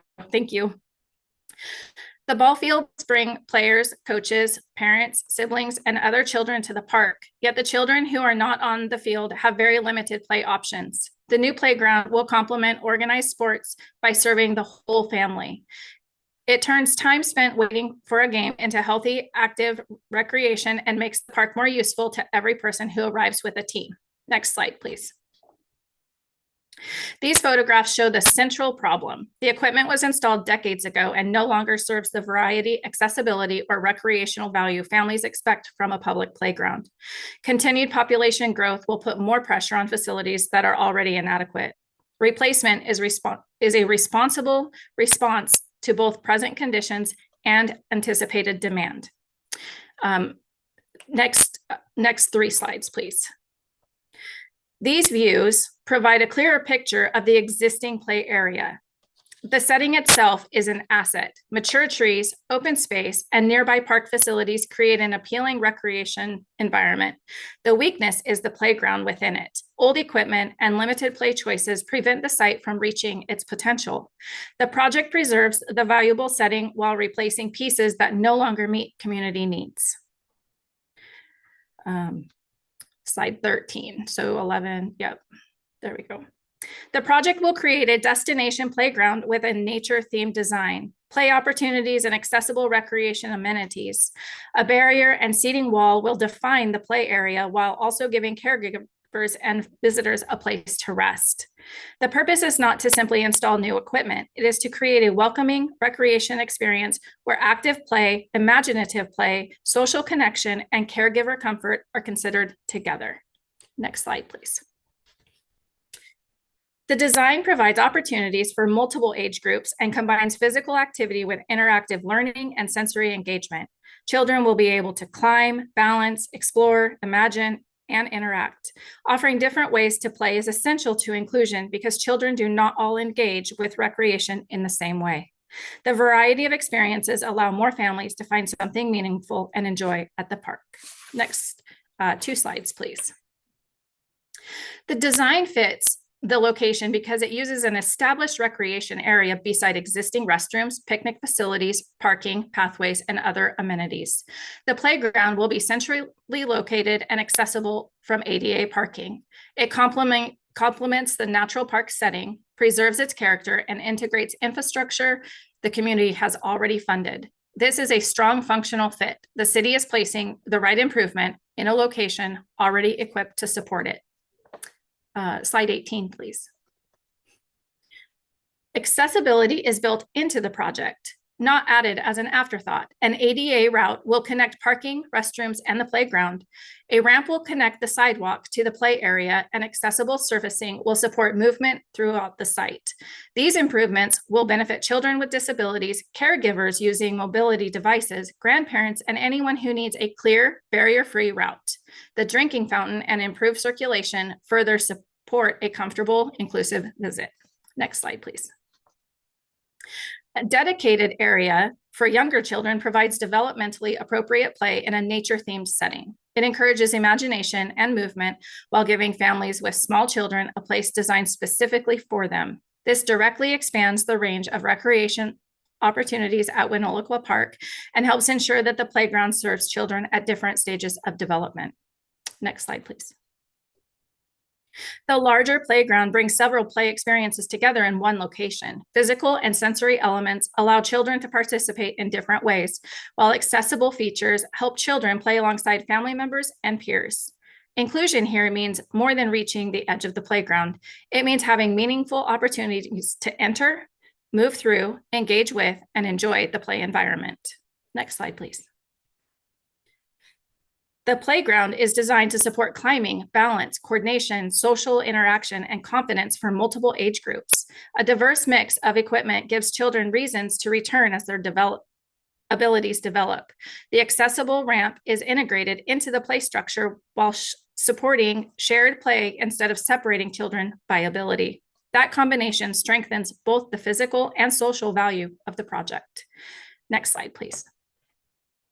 The overall layout provides clear circulation through the play area and connects logically with the surrounding park. The design is understandable, accessible, and integrated with nearby amenities. These qualities will make the playground easier for families to use and easier for the city to maintain. It is designed for a long-term community asset, not a short-term installation. Next slide, please. The total project cost is $320,000. Playground development is the largest component at $200,526. The budget also recognized costs that are essential to complete and the responsible project, cultural resources, the barrier and seating wall, the ADA access route, furnishings, landscaping, signage, permits, and the city's $34,177 contribution. Presenting these items separately shows that the estimate considers the full site, not only the equipment purchase. The result is a realistic budget for a complete, usable, and accessible facility. Next slide, please. The project balances environmental, social, and economic sustainability. Durable, low-maintenance materials will be extended service life and reduce future operating costs. Reinvestment in an existing park limits new site disturbance and takes advantage of existing infrastructure. Vegetation will be preserved where possible. Landscaping and stormwater management are included, and the city's commitment to continued maintenance. Socially, the project promotes physical activity, family connection, and inclusive access to shared public setting. Next slide, please. Winolequa Park has a long history of community stewardship. JC volunteers originally built the park, which the city formally accepted on August 2nd, 1975. For nearly 50 years, the city's maintenance and volunteer involvement have sustained it. Their survey continues that tradition by bringing community priorities to the current project. This proposal is the next chapter in a locally valued asset built through public service and community commitment. Next slide, please. The benefits are direct and lasting. The project replaces aging equipment, expands recreation for local families, improves accessibility and inclusion, supports physical activity and quality of life, and preserves a valued public park for future generations. Each benefit responds to a documented condition or community priority. Together, they transform an underperforming part of the park into a stronger community resource. Next slide, please. This project maximizes public investment by building on resources already in place: parking, restrooms, a kitchen, utilities, pathways, ball field, picnic areas, and other recreation amenities. Because those supporting facilities already exist, the grant funds can be focused on the play area experience and the access improvements needed to make it successful. The city gains the benefit of a destination playground without duplicating major infrastructure or creating the ongoing cost of a separate site. Next slide, please.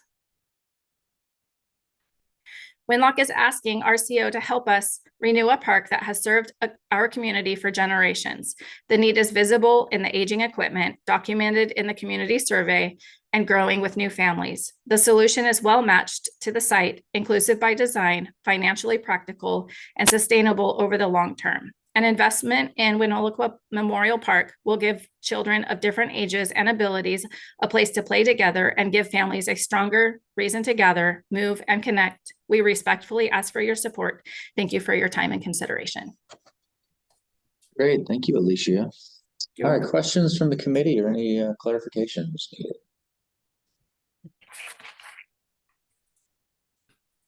Anne, go ahead. Yeah, your presentation didn't follow our rubrics. I had a little bit of trouble, so maybe I missed this, but did you have public engagement on this project? It was the survey, and that was on the survey. Let me see. We did an entire city survey with 117. It was slide 6. We received 117 community survey responses. Okay. And slide 6. Yeah, there we go. Oh, nope. Oh, there it is. All right. Sorry, there we go. 12. Okay, and then. Okay. Yeah, that's thank you. a good catch, Anne. So this would be criteria 7, like methods, engagement methods.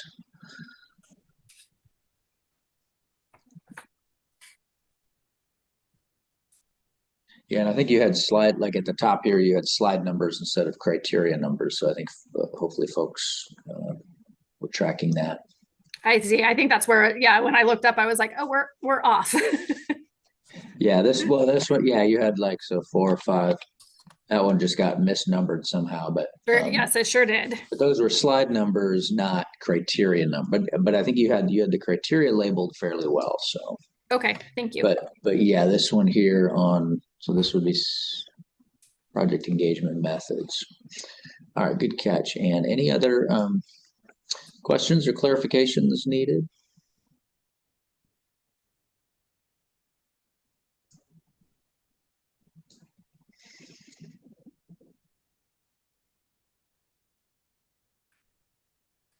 All right, don't see any other hands. I think you touched on all of them, so thank you very much. Thank you. All right, have a great day. You too.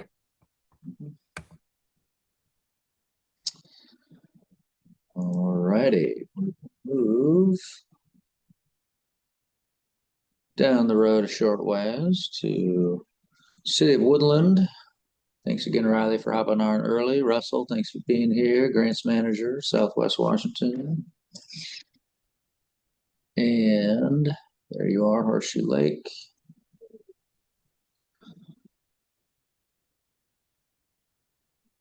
All right, Riley, I can pass you control or advance the slides, whatever you prefer.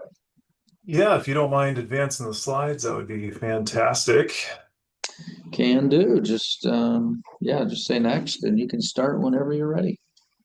All right. Well, good morning. My name is Riley Bennell, and I'm the Public Works Director for the City of Woodland. Thank you for the opportunity to present the Horseshoe Lake Park Access Improvement Project for consideration through the WWRP Local Parks Program. Next slide. So the park location, Horseshoe Lake Park, is located in Woodland, Washington, just off Interstate 5 near Cowlitz and Clark County line. This location makes the park highly accessible not only to Woodland residents, but also to visitors traveling throughout Southwest Washington and the greater region. Its location is an important part of the project because the park functions as much more than a neighborhood facility. Next slide. Horseshoe Lake Park overview. Horseshoe Lake Park is one of Woodland's primary recreational assets and is often considered one of the city's crown jewels. The park supports a wide range of water and land-based activities, including lake access, fishing, kayaking, swimming, open green space, playground amenities, an ADA walking path and trail system, and passive recreation. It also hosts a variety of community and regional events, including hot summer nights and movies in the park with youth fishing derby, the lighted kayak event, farmers markets, and other community gatherings.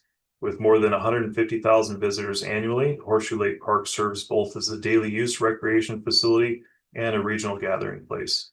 Next slide. So the need, while the park's recreational amenities are well established and continue to draw a diverse user base, the supporting infrastructure has not kept pace with the level of use.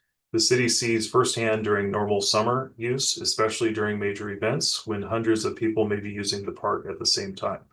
The need for the improvements has consistently been identified through high use, staff observations, public feedback, and city's day-to-day experience operating the park. The goal is not to create new demand. The demand is already here. Our goal is to provide the basic supporting infrastructure necessary to properly serve the people who are already using the park. Next slide. The most significant deficiency is restroom service. There are currently no permanent restroom facilities in the park's primary use area. Instead, the city relies on temporary portable restrooms that require frequent servicing and still fall short during peak use periods. This creates a service gap capacity issues, and reoccurring operational costs. The park also lacks ADA accessible gathering area. Visitors currently have open field space and stadium-style spectator seating, but there's no dedicated hard surface gathering area where families, seniors, and individuals with mobility limitations can comfortably sit and enjoy the park. These are both clear level of service issues where existing demand exceeds the facilities available. Next slide.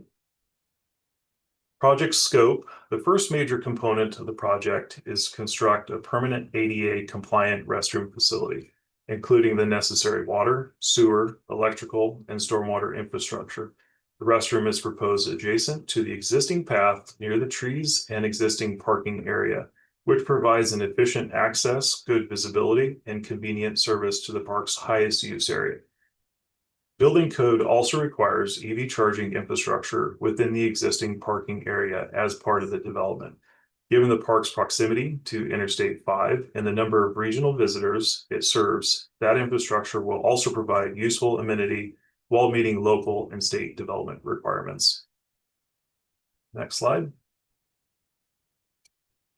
The second major component in development of an ADA accessible plaza adjacent to the existing parking area and trail system. The plaza will overlook the park's open space and provide a hard, level gathering and seating area that is currently missing from the park. This gives users of all abilities a place to sit, gather with family, eat lunch, watch an event, or simply enjoy the lake together. The restroom and plaza improvement services levels at the existing high-use park where demand currently exceeds available facilities. Next slide. The project design. The project design was developed specifically around the needs we have identified and around existing layout of the park. The proposed restroom is a 2-stall unisex ADA compliant prefabricated facility. The size was selected based on the service capacity of approximately 90 users per hour, which provides an appropriate level of service for both normal daily use and higher demand periods. The restroom and plaza are located near existing parking and the ADA trail to maximize accessibility, visibility, and ease of maintenance. The design provides accessible routes and amenities for users of all abilities, and the improvements are concentrated within previously developed areas to minimize grading, environmental disturbance, and impacts to existing recreation. The result is a project that fits into the park rather than changing the character of it. Next slide. Project design budget. The total project cost is approximately $870,000. The largest component is the prefabricated restroom and foundation at approximately $370,000. The remaining cost is included in cultural resources, site structures and furnishings, EV charging infrastructure, landscaping, site preparation, utilities for power, sewer, water, and stormwater, and permitting. The city is requesting $500,000 through the WWRP Local Parks Program. The funding plan also includes approximately $330,000 in city match and in-kind contributions, along with a $40,000 EV grant application associated with the charging infrastructure. This represents a significant local commitment and allows RCO investment to be leveraged with city resources and other potential grant funding. Next slide. Project engagement. The need for this project has been identified through consistent and ongoing engagement with the public. The city regularly receives input through phone calls, emails, city website, and direct conversation with park users. We also have the opportunity to hear from and observe users during major events such as the Youth Fishing Derby, Light a Kayak event. These events are especially valuable because they show us how the park functions when it's at its highest use. That ongoing public feedback combined with staff observations and usage patterns has provided a very clear picture of where service levels are falling short. Next slide. The common thread in the feedback has been consistent. The city regularly receives complaints and comments regarding the inadequate restroom facilities, particularly during high-use summer months and large community events. Users also have limited options for accessible gathering and seating. The proposed improvements directly respond to those concerns by providing a reliable, permanent restroom an ADA accessible plaza and seating area.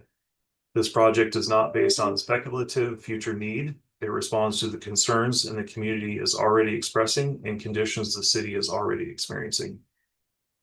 Next slide. Partnerships. In addition to public support, the city has engaged local industrial and commercial partners to support improvements at Orchard Lake Park. That collaboration demonstrates the park's value not only by the city, but also by its businesses and organizations that are part of Woodland community. A local asphalt contractor has committed $50,000 towards future parking lot expansion and resurfacing, including improvements to ADA accessible parking areas. While that work is complementary to this grant project, it extends the overall benefit and demonstrates the additional private sector investments in improving access and functionality at the park. Next slide. Sustainability. The project also has been designed with long-term sustainability in mind. By locating the improvements within an already developed portion of the park, we minimize environmental disturbance and avoid unnecessary expansion into natural areas. Permanent restroom access improves public health and safety and reduces reliance on temporary facilities. The ADA Plaza expands opportunities for inclusive outdoor recreation and social gathering. The EV charging infrastructure supports long-term energy conservation goals. Together, these improvements create durable infrastructure that can serve the park for many years while minimizing unnecessary impacts. Next slide. Cost efficiencies. Cost efficiencies is another important benefit of the project. The city currently spends approximately $21,000 each year on portable restroom rentals and servicing. Constructing a permanent facility eliminates the recurring expense and provides significant life cycle savings over time. The project also benefits from in-kind contributions from local businesses, the separate EV grant application, and use of funding designed for park capital improvements. The site layout minimizes grading and construction impacts, while the prefabricated restroom reduces construction complexity and shortens the construction window. That means less disruption to the park users and the efficient use of public funds. Next slide. In summary, this project addresses a clearly documented deficiency at a high-use regional park, serving more than 150,000 visitors each year. It provides permanent and accessible infrastructure where demand already exceeds available facilities, while improving public health, accessibility, visitors experience, operational efficiency, and long-term sustainability. The city is making a substantial local investment. The community has consistently identified the need, and the local partners are contributing towards the continued accessibility improvements. We believe this is a high-value investment in an existing public recreation asset that is already heavily used and already important to both Woodland and the surrounding region. Thank you for your time and consideration. I'd be happy to answer any questions. Great, thank you, Riley. All right, questions from the committee or anything you want to clarify? David, go ahead. Yeah, thanks, Riley. I got two questions. The $50,000 from the contractor for future parking lot, is that part of this project? Because it says future. Just want to make sure it's part of this project. And then the second is the application for EV grant. Is that to a government source or to private funding grant? So that is to the EV charging portion, that is to a government source. We should hear back this fall on whether or not that was successful. The $50,000 contribution is for a separate kind of conjoined project for a parking lot expansion for ADA accessibility to this area. So to clarify that then, so it's not part of the project boundary for your RCO grant, but it's directly adjacent to it, so it would benefit from it? Correct. Yes, this is directly adjacent. Okay, thank you. Great, thanks. Other questions?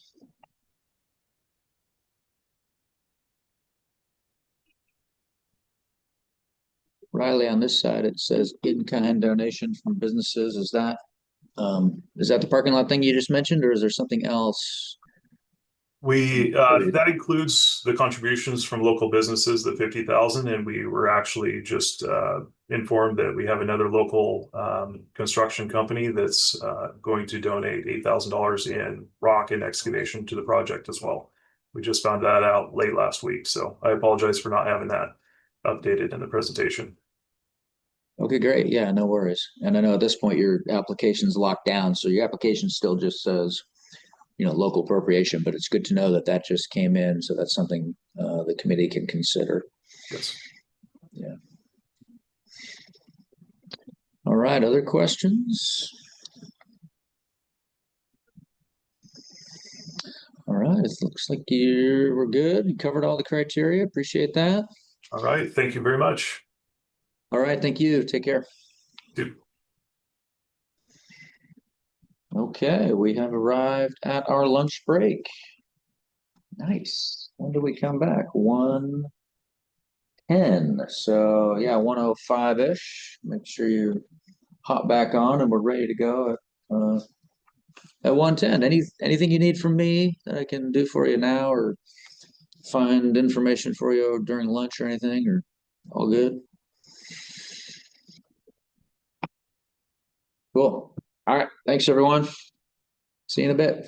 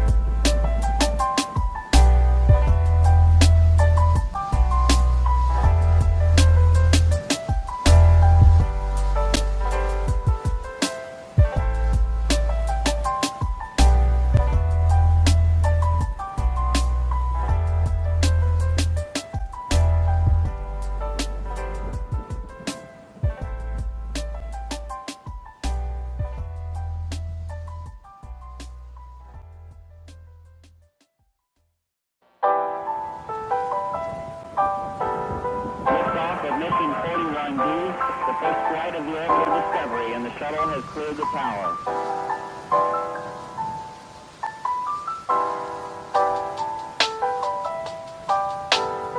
Every core computers now have primary control of critical vehicle functions.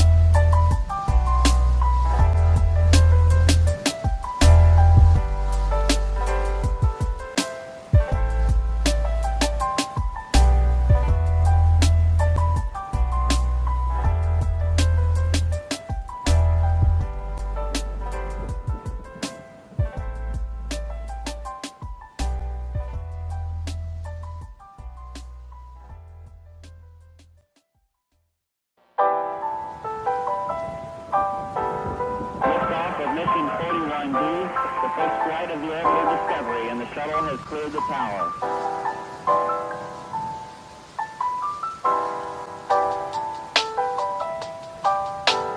Discovery's 4 computers now have primary control of critical vehicle functions.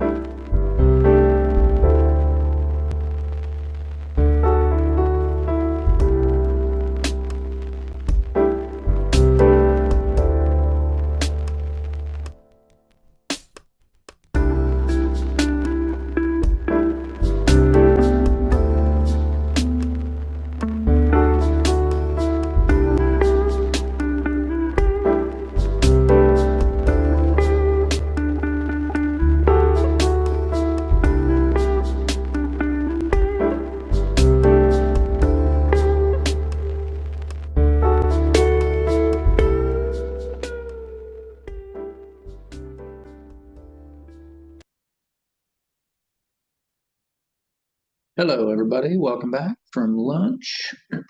Hope you had a nice break. All right, looks like Michael is here from Port Townsend. Is that correct? Yeah, hi everybody. Hello, welcome. Hello. Hope you guys had a good lunch. Always, I'm a big fan. I was enjoying the music that while you guys were at lunch. It was some really good tunes Yeah, not going bad, on huh? there. Yeah, it was really good. Figured out how to make that work today. Yeah. Yeah. Okay. Well, move this to the right screen so you guys can see it.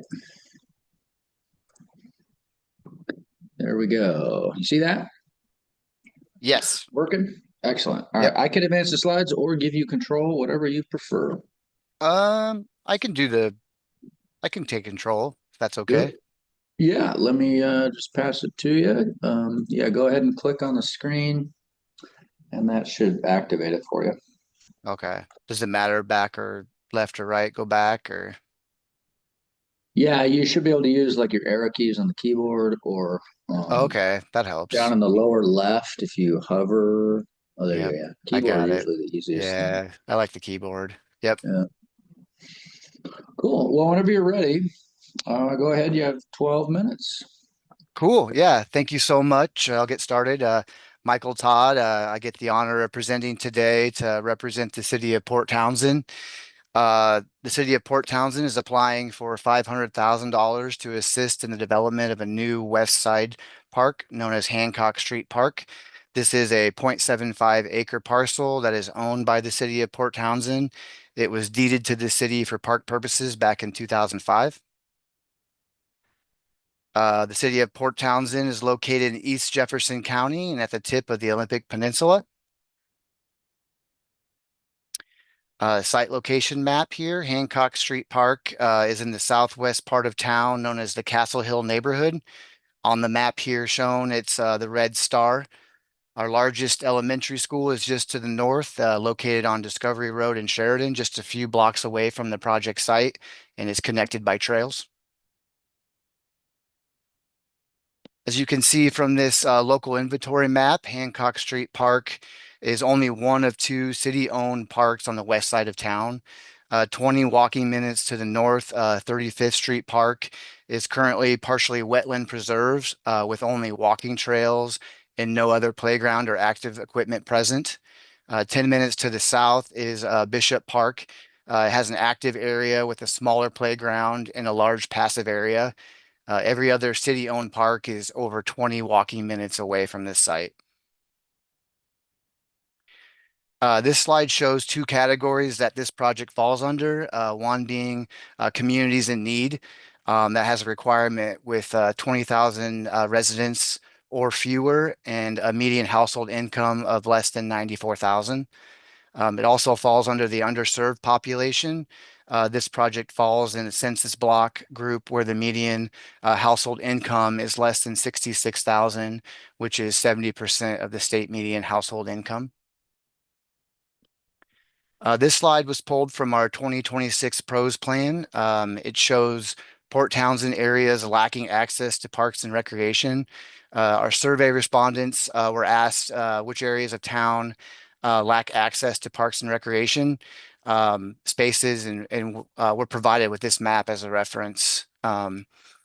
If you see the southwest part of town lacks the most as you can see from the 55%, the star is the Hancock Street Park. And it's the respondents lean heavily on the southwest side. This slide shows city and non-city owned parcels within a half mile of city, county, or state parklands. Generally, a quarter to a half mile is considered walkable.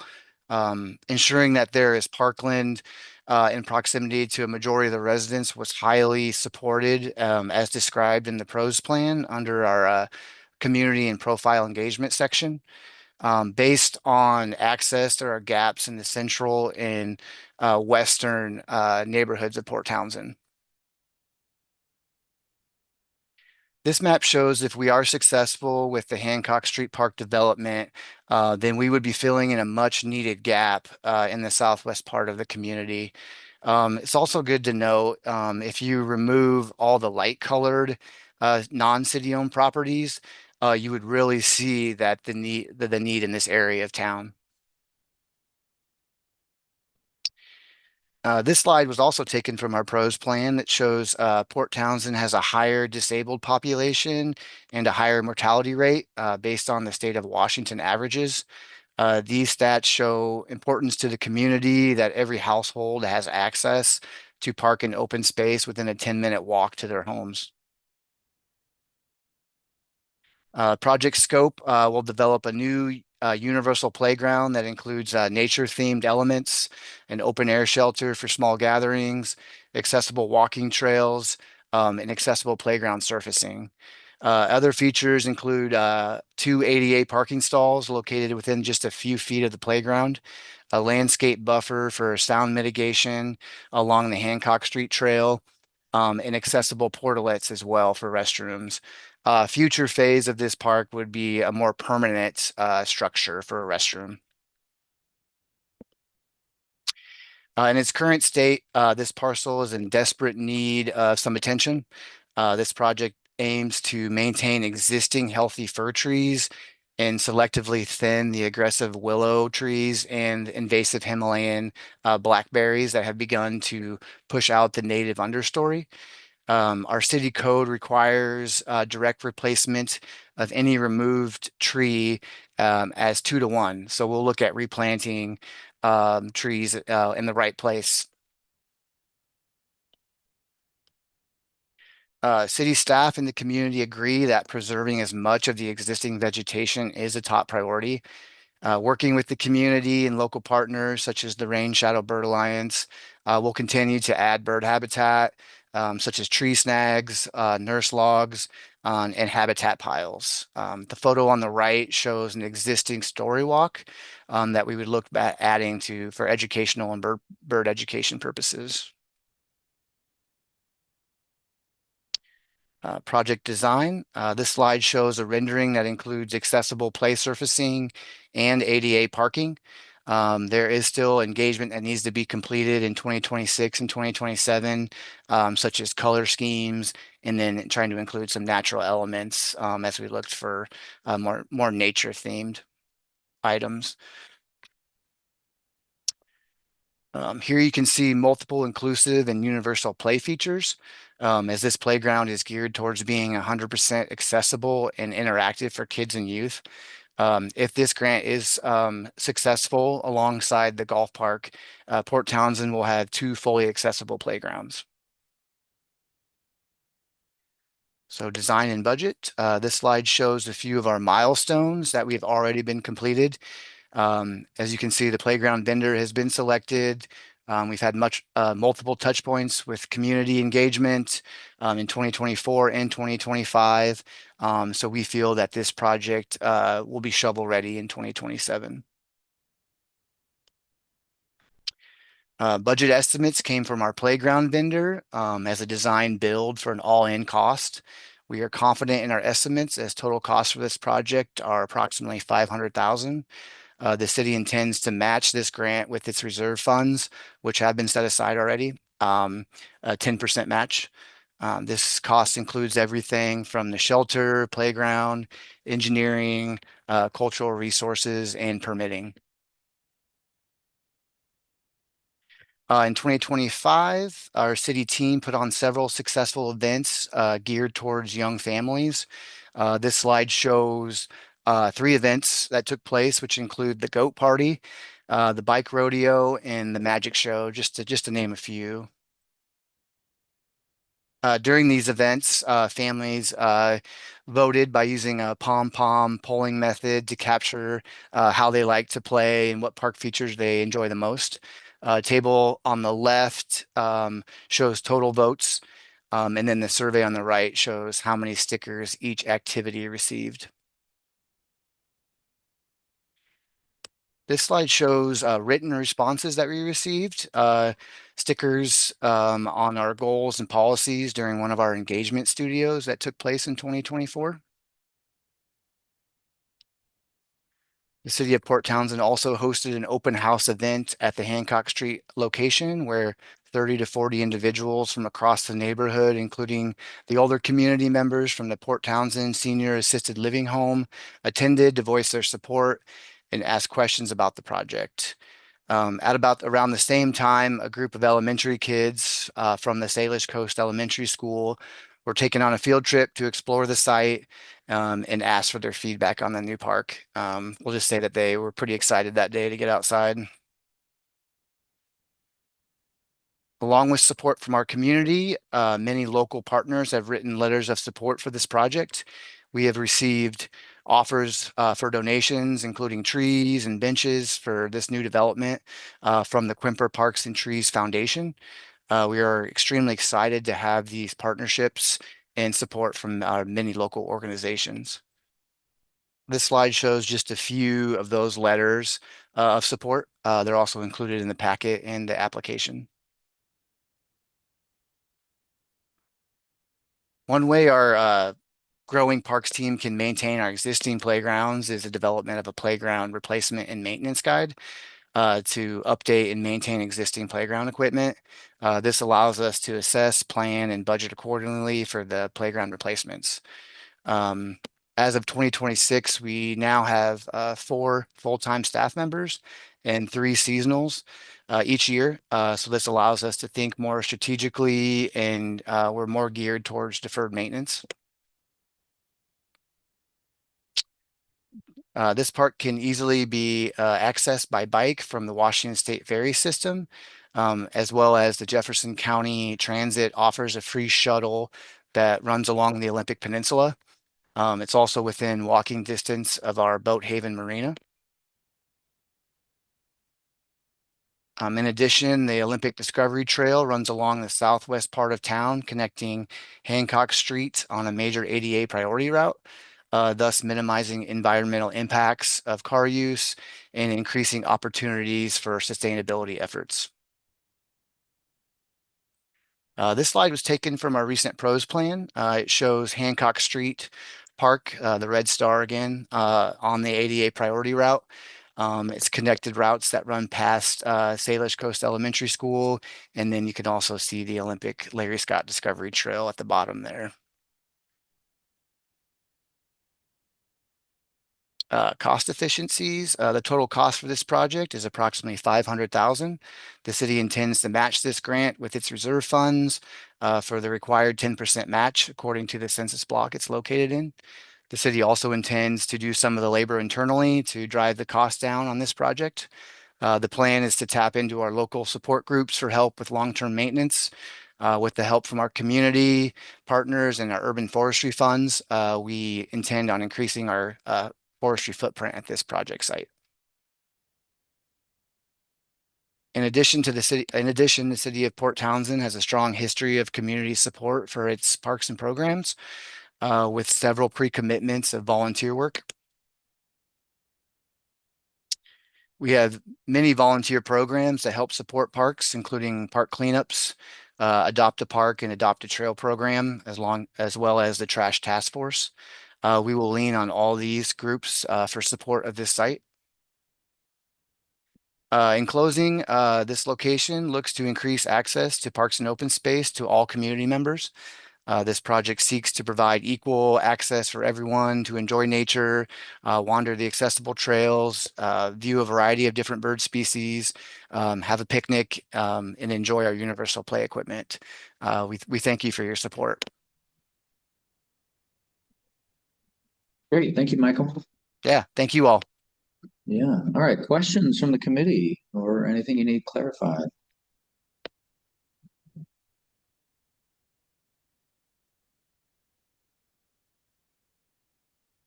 No questions are good, right?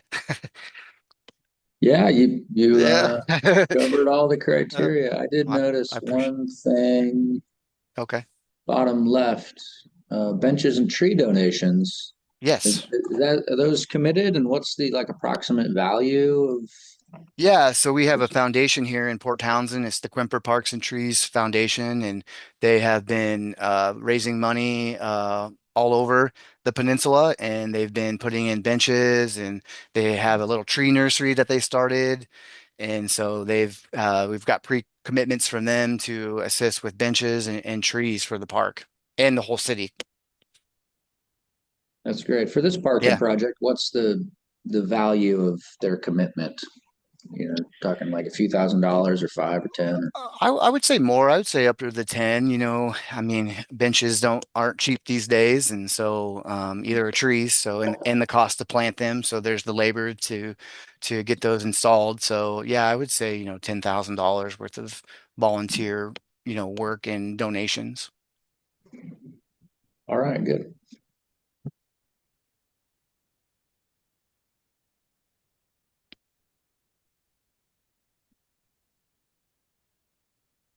All right, anything else from the committee? See any hands? You must have covered it all. Appreciate that. Thank you. Hey, thank you. All right, well, have a good afternoon. Yeah, have a good day. See you. All right, bye.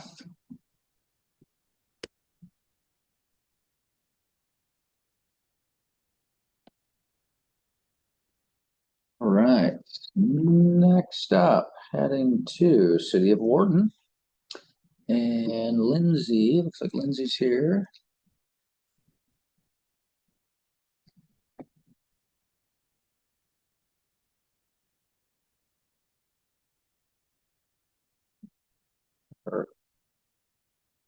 Lindsay, can you hear me okay?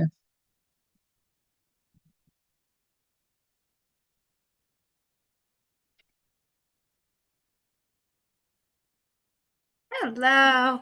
Do laptop. I'm just unmuting myself, turning my video on. Hey, there you are. Great. Here we are. Thanks for being here, for joining us. Can you see your PowerPoint okay? I can. Thanks for having us. Great. I'd be happy to advance the slides for you or pass control over to you, whatever your preference is. I'll go ahead and take controls. Okay, let me do that. There you are. Okay, go ahead and if you click right on the screen, it should activate it for you. Great. Perfect. There we are. All right. Well, whenever you're ready, go right ahead. Awesome. Thank you. Good afternoon, everyone, and thank you for the opportunity to present our Port Park Development Project. I'm Lindsay Betts, Clerk Treasurer Assistant for the City of Warden. Big question, where is Warden? Warden sits kind of centrally in Washington in the Columbia Basin's agricultural region, about 35 miles northeast of the Tri-Cities and 20 miles south of Moses Lake. Port Park is located at 109 North Main Street, just 1,100 feet from the Palouse to Cascades Trail, which places it in a uniquely strategic position to support long-distance trail users. Port Park has 32,000 square feet of open area with 15 on-street parking spaces and 18 off-street parking spaces. And this site matters because it's an open, grassy area on Warden's east side, which makes it a logical and much-needed stop for travelers. Locally, it's well-positioned to serve as the community's primary trailhead and a dedicated recreation space. Cyclists and hikers regularly pass through Warden looking for a safe place to rest, yet Port Park currently offers no developed amenities. There's no campsites, no restrooms, or trail support facilities. The project transforms Port Park into a functional trailhead and camping hub, expanding recreation opportunities for residents and for the growing number of long-distance trail users passing through Warden.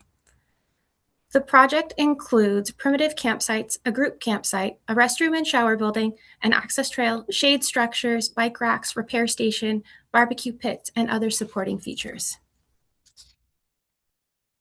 This site is located at the end of Main Street. It's very close to all the services that you see here, including restaurants, gas stations, markets, a laundromat, as well as other services.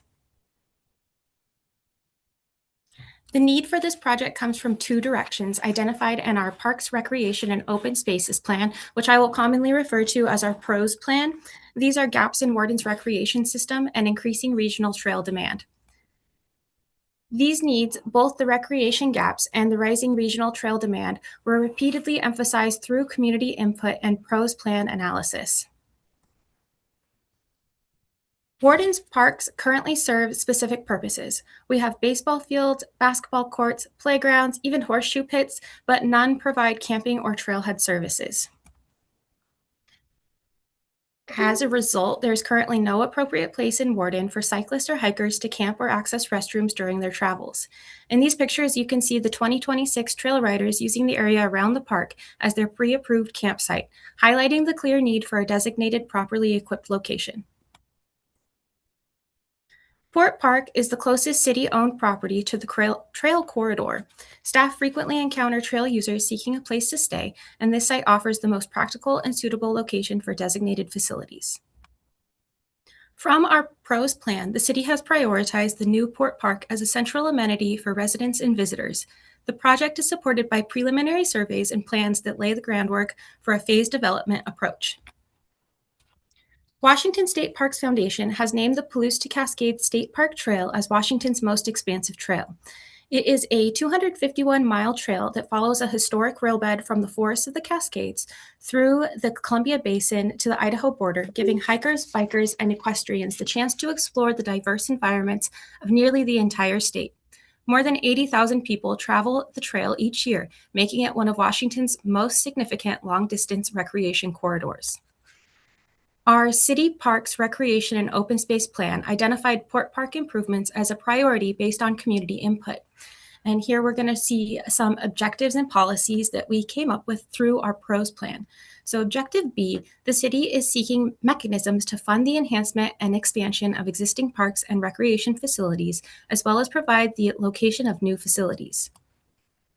Policy 3, excuse me, the city will identify improvements necessary to existing park facilities to provide reasonable level of service components at each facility. And Policy 4, the city will develop additional park and recreation facilities, such as this one here, the John Wayne Trailhead Downtown Park, aka Port Park.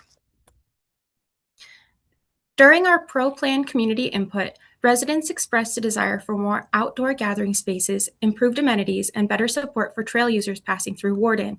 This project directly responds to those priorities by creating a safe, functional, and welcoming space for both residents and trail users. The site was originally deeded to the city by the Port of Worden in 2014, and while it functions as a small park today, it lacks the infrastructure needed to support long-distance recreation users.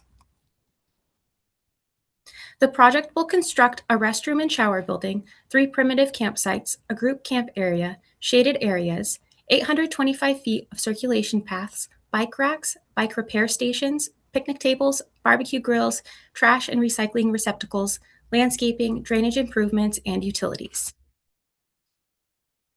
These improvements will create Worden's first formal trailhead, supporting local residents and statewide users, including Cross Washington Riders, the John Wayne Pioneer Wagons and Riders, the Cascade Rail Foundation, and the Palouse to Cascades Trail Coalition. These groups all rely on some of the most remote parts of the Cascade to Palouse Trail, including eastern sections that have long been vulnerable to reduced access. Regular use helps protect the trail, and this project improves access to a key stretch of the route. By providing a functional place to camp, Worden becomes an important connector along the eastern portion of the trail and a meaningful stop for long-distance users. The John Wayne Trail events typically bring 50 to 100 riders, underscoring the scale of users who would benefit from improved facilities. The design adds essential infrastructure while maintaining a small development footprint on a grassy parcel. Utility extensions and drainage improvements ensure long-term functionality. The design includes 6-foot circulation paths, accessible routes, an ADA-compliant restroom shower building, and an ADA parking stall to ensure inclusivity. Environmental impacts remain minimal, and future phases will add a pavilion, playground, expanded parking, and enhanced landscaping. The total project cost is $754,000, including $634,000 in direct development and $120,000 in architectural and engineering. Major components include construction and installation of a CXT Rainier restroom shower building and also a shade structure that you can see here. This is the HIP multi-panel shade structure, which is a durable, customizable structure that has 4 vibrant panels and provides reliable sun protection, up to 90% UV protection for outdoor spaces, which is really needed in sunny Warden here. The city's $224,000 match comes from real estate excise tax funds, which have been allocated by City Council. Engineering will begin immediately after contracting, with construction anticipated in 2028. The project was shaped through a structured community engagement process conducted as part of the city's adopted PROS plan. Engagement included surveys, bilingual materials, public meetings, and conversations with trail users and local organizations. Our engagement plan combined virtual and in-person events, with all outreach shared in both English and Spanish. Key milestones included the inventory and assessment workshop and online surveys in October of 2023, the community engagement workshop in October of 2023, and the project visioning workshop in January of 2024. Residents consistently expressed the need for more outdoor recreation amenities, safe gathering spaces, and facilities that support long-distance trail users. The City Council has endorsed the project and committed real estate excise tax funds as a match. Regional trail groups, including the Cross Washington Community, the John Wayne Pioneer Wagons and Riders Association, and the Palouse to Cascades Trail Coalition, all recognize Warden as an important service point. The city currently supports the John Wayne Trail Riders annually by providing dry camping during their annual cross-state ride. And here we have a letter from Jeff Chapman, Legislative Chair for the John Wayne Pioneer Wagons and Riders and Backcountry Horsemen of Washington, and he expressed strong support for the project. His letter highlights the trail's importance to long-distance riders, its value as a statewide recreation asset, and the positive impact improvements will have on safety, access, and user experience. The Palouse to Cascades Trail Coalition also provided a formal letter of support for this project. Their letter emphasizes that trail users, primarily cyclists, need a safe and reliable place to stay along the stretch of the route. With food, supplies, and the major benefit of a potential new shower facility, Warden is uniquely positioned to meet that need. Camping options along the trail are extremely limited, and the coalition notes that adding one in Warden will attract more visitors and strengthen local businesses. As an organization that partners closely with communities along the trail, the coalition strongly endorses Warden's proposal. The city continues to collaborate with the Port of Warden, who is the original landowner and ongoing development partner, Public Works Department for site preparation and long-term maintenance, and community stakeholders engage through the PROS plan process. These partnerships show broad regional and local alignment, reinforcing Warden's role as an essential connector along the Palouse to Cascades Trail. Long-term stewardship will be carried out by the City of Warden's Public Works Department, which maintains all city-owned parks and public spaces. Given our high desert Columbia Basin setting, we are exploring low-maintenance, low-profile native landscaping suited to the high desert Columbia Basin, with options like native grasses and drought-tolerant forbs that fit naturally within Grant County. The park will be routinely monitored by code enforcement and included in regular law enforcement patrols. The city will adopt park and camping-specific ordinances defining permitted activities, quiet hours, and expectations for trail users, ensuring clear and consistent management. The city currently owns the site, which eliminates all acquisition costs. Durable, low-maintenance features reduce long-term expenses, and Public Works will complete portions of site prep. In closing, Port Park will provide a safe, functional, and much-needed trailhead and camping area along the Palouse to Cascades Trail. This project strengthens Warden's role as a key connector for long-distance travelers while expanding recreation opportunities for our community. I want to thank everyone for their time and consideration. Great, thank you, Lindsay. Thank you. All right, questions? Anne, go ahead. Yeah, I have a few questions. You talked about some future uses. So, but I couldn't figure out where those would be. Are they, so you're not using the whole site for the current proposal and there's still other land left over? Is that? There is still land in between the camping spaces. The parcel is fairly large, so there would be places for like the playground, for example. And then it seemed like a lot of your uses were equestrian, but you don't really have facilities. So how does that work? So currently, the equestrians kind of are alongside the camp, and we do allow for dry camping for those events where they are bringing big groups of people.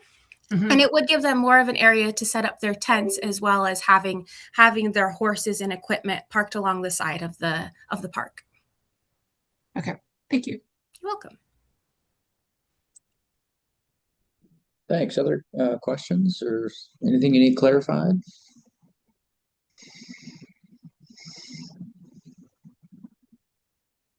Great. How far is it to the state park trail? It's pretty close, right? It was 1,100 feet. Yeah, it's about a 5-minute walk, maybe. Okay. So a couple blocks, maybe. Yeah, that's right. Yeah.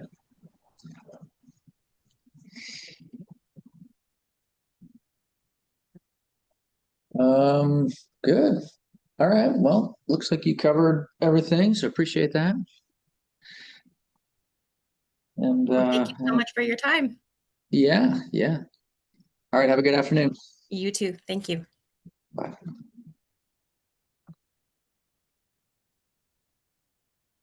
Right. Moving to Bainbridge Island. That pulled up.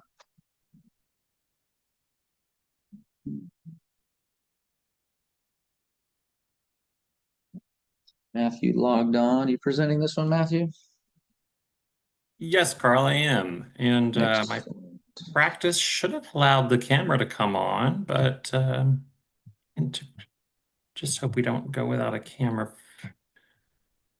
Well, sometimes that happens with technology. Okay. I don't know. You can turn it off, turn it back on, see if that helps.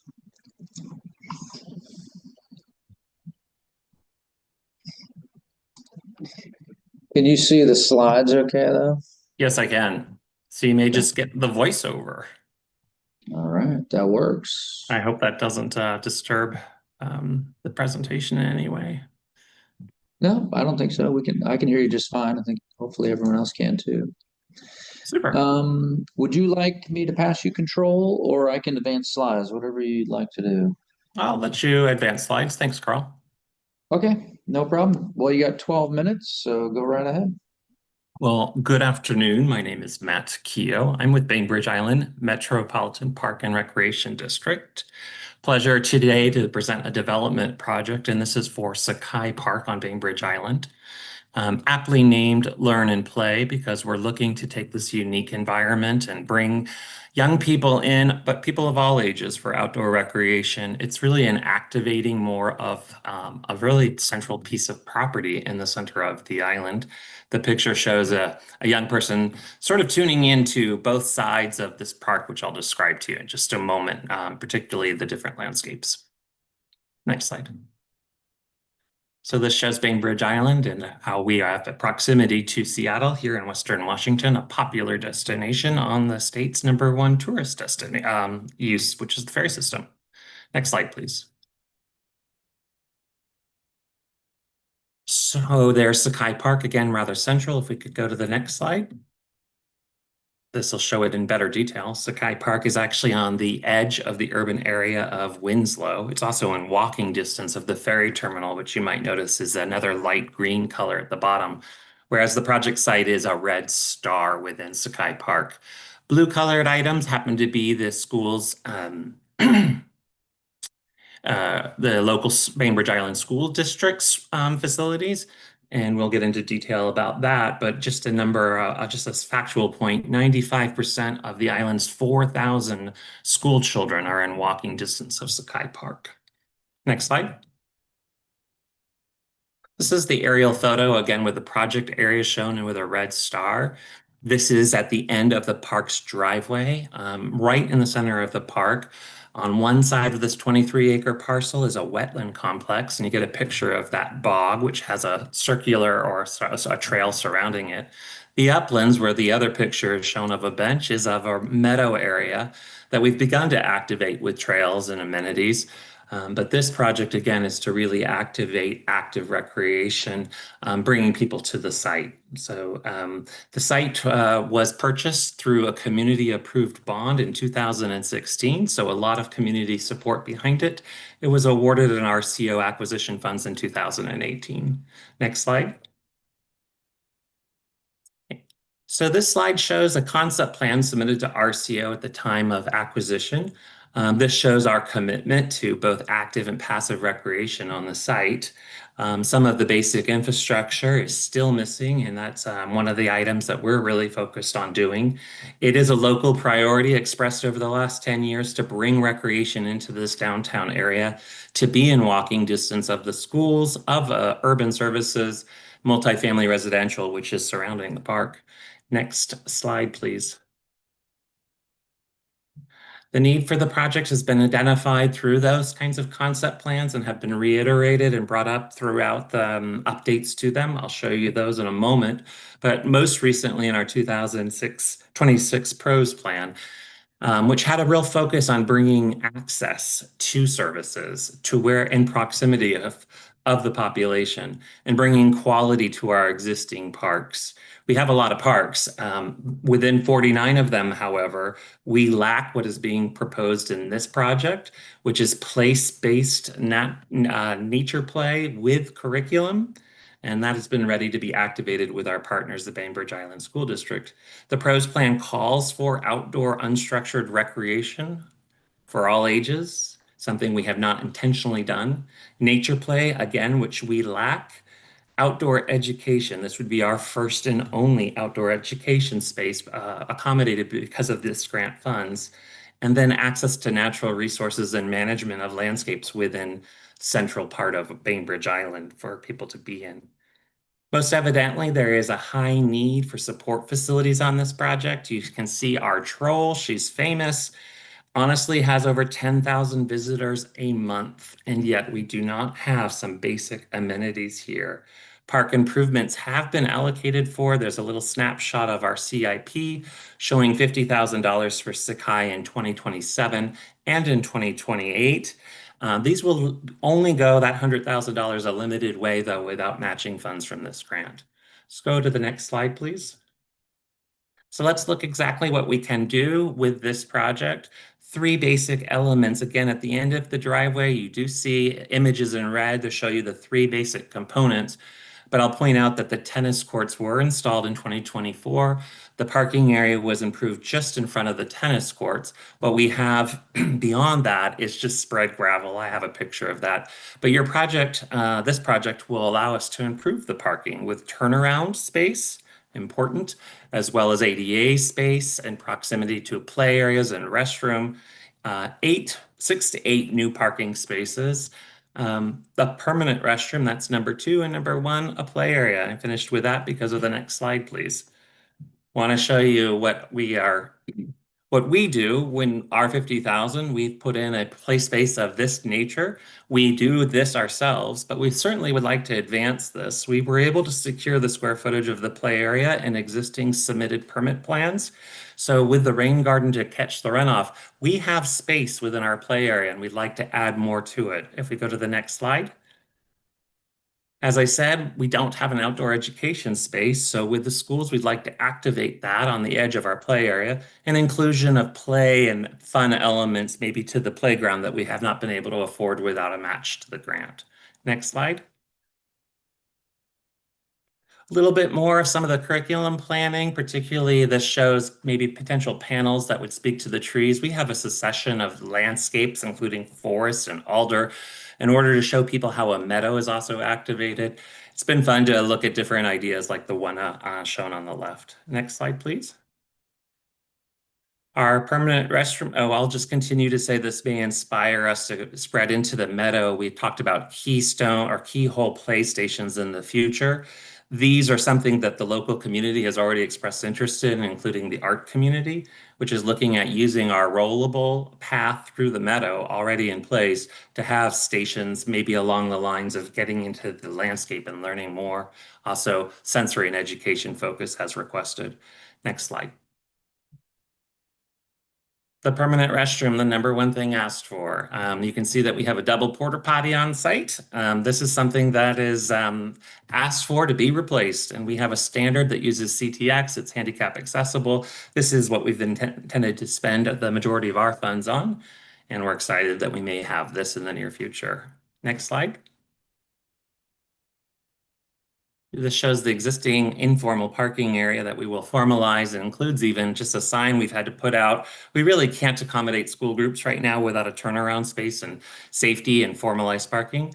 So we will do like we did at the tennis court pictured on planned. We'll have our standard ADA plan, but we'll also have formalized parking, bike arrival. This will be the arrival point of Sakai Park for anybody by vehicle or bus or van. Next slide. This is the fit of this, right where we're placing it between both active and passive recreation. This is meant to be the central public open space in Winslow, and yet it doesn't have these amenities or arrival. I've mentioned how it is linked to future plans, especially along the Meadow Trail. It's connecting the trail, the wetland complex, by bringing people to it, including overlooks for ADA accessibility. The Sound to Olympics Regional Trail actually comes onto Sakai Park, and that leads to the Washington State Ferry, less than a mile away, the ferry terminal. So it's a fit for bringing visitors, school groups, and active and passive recreation right to it for parking and play areas, activating other activities. Next slide, please. The project has been sought through. Some of the items on the right are spoken about. I might point out the tree orchard preservation. This slide sort of has an indication of that. These are historic orchard of the Sakai family that own the property, dedicated it to us, and spoke about having natural access within Winslow and respecting its heritage. So there would be plans for interpretive signage about the historic farming that took place and the family. And then the natural environment as already spoken of. Next slide, please. We speak about the budget. The largest item on the budget is the permanent restroom, but we are excited that with people being able to come to the site with groups, they would experience multi-generational activities. The tennis obviously is there, but nature play additions and that trail with art. The parking improvements are very important. Here it's saying 6 parking spaces. Again, it's 6 to 8 as we are planning, and a 3,600 square foot addition to our existing parking. And we do have architectural and engineering, cultural resources, despite a lot of site investigation, including soils and such. But that's because we're looking at how to design and integrate play equipment with professional installation. Next slide. It's rather simple how our budget works. We have the 100,000 already committed through 28. We're very excited if we could double that and actually see more than what our plans would allow. It's a $100,000 match. If we could go to the next slide. Just to speak about those concept plans that have developed over the years, I showed you the concept plan at the onset. In the middle of the graph, we went so far as a feasibility study to really look at citing all kinds of desires that have come up in our planning processes. Over 10 top desires included some indoor recreation. There is exempt area for such, but we've also located a rec center already and a headquarters for the park district. So what we actually have on the final slide is more really a practical development plan, the one that we've already submitted and sent in. It's showing the tennis courts, but limited physical improvements beyond the tennis courts, the play area and restroom. And we will engage the community further. It's a top priority of our park district to revisit the Sakai concept plan. And the next slide, please. This speaks to the development over the years of working with the community. It dates back some time, but I wanted you to see that it led us up to the feasibility study. And when you saw all those uses and desires top 10, we have a vast group of stakeholders tracking Sakai. And so we're in touch with them. Obviously, we're still doing all kinds of community outreach about where things stand. It got the most attention of any of our park sites. And so people are constantly asking, and we're working again to reactivate a planning process, but saying this is how we are accountable. And it's a place that we work most strongly with the community. Next slide. The engagement, you're seeing an actual open house picture that we took with working on that feasibility study. Meant close to a master plan until some of the site constraints started to show up more. But it included local architects and engineers, the Squamish Tribe and the Island Chamber of Commerce, stakeholders left and right, though. And so we had bird watchers down right to the field house advocates. Next slide, please. Our partners are heavily involved. I would point out first and foremost the school district, who was very interested, wrote us a letter of support in the idea of developing curriculum together and bringing school groups to the site. They're not able to do so right now without ADA access. We also have the Land Trust, who's worked with us on invasive removals, and our own Student Conservation Corps pictured here that sponsors community plans, community work parties. Finally, the school district, the city of Bainbridge Island, they've helped us with recent intersection improvements, sidewalk right in front of the park, stub outs underground for sewer and for water into the future if the park were to be developed. But our partnerships are very interested in seeing this park activated with new uses coming and bringing it alive. Next slide. Sustainability, I mentioned the Sky family dedicating it and how we are committed to that. We've also done environmental analysis and had the critical areas delineated. I think I've referenced that. The meadow and stream buffer restoration have been very active. We are looking at how to activate meadows in a natural way. Controlled burns aren't going well, but we have other ideas about it, including a natural resource management plan. Buffer restoration included installing a rain garden with coordination down to it, art installations, and I mentioned that already, sidewalk improvements. The STO is shown on a small graphic here. That's that regional trail coming right through Sky Park. Next slide, please. Our cost efficiencies, previous site investments, including the permitting is in place, the infrastructure for stormwater. The parking area is already prepared in terms of it being a casual gravel area to be formalized and expanded, but it's flat and already permitted. The park entry was recently done with safety upgrades. We're utilizing in-house designs, as you saw, with our basic nature play equipment. We'd like to upgrade that and also upgrade our restroom to our standard. We have already started working with the community on fundraising. We have an active foundation that helped the tennis courts come into place, along with a USTA grant that we were successful on. So working with the federal government and state, particularly on the Sound to Olympics.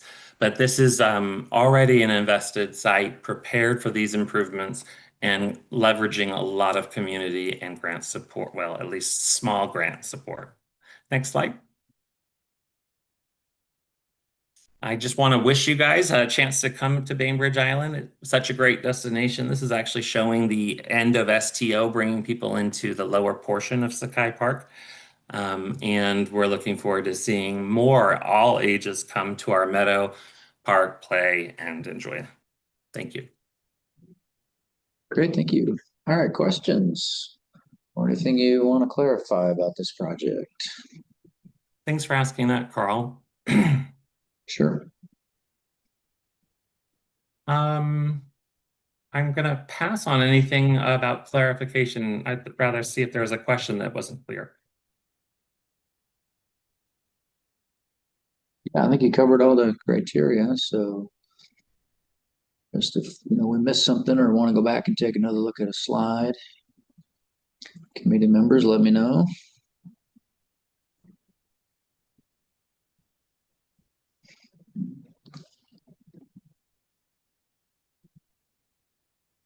The only thing, Carl, I think to reiterate is that it is becoming active and people are walking to the site, but it is unfortunate that we do not have a permanent restroom. We have no playground for children. They come and enjoy the troll, which is incredible activity, but it's unfortunate that we don't further engage them, particularly given our commitment to getting natural outdoor education going in Central Winslow. It's what people have asked for. It doesn't exist. So I think I want to highlight that part again. Gotcha. Okay. And the troll is at this park? Yes. Oh, okay, great. Her name is Pia the Peacemaker. Nice. Been to a couple others, but not that one yet. So It's so fun to watch the people come up. Honestly, it's no exaggeration about them coming in crowds. You can kind of tell when the ferry comes out, unloads in the summer, particularly, because people are walking. You know, a lot of us don't do that. We think we use cars, but people are up and down our sidewalks, and it's like, I think they're going to go see the troll. It just, they walk right by the church, the Safeway, they keep on coming, and they don't go to our aquatic center across the street necessarily. They come to see Pia. good, very good. All right. Well, I don't see any hands from the committee, so I think they got what they need. But thank you very much for joining Thank you to us. the committee members. Presentation. All right. Have a great afternoon. You too. All right. We have arrived at a break. Ahead of schedule, and we're trying to get our remaining presenters to come a little early, and it looks like Hannah has confirmed with Penn Met. So let's see, 2 minutes early, 2:10. Are you guys good with 11 minutes coming back at 2:10? That work, and then maybe get out of here a little early today. Cool. We will see you at 2:10.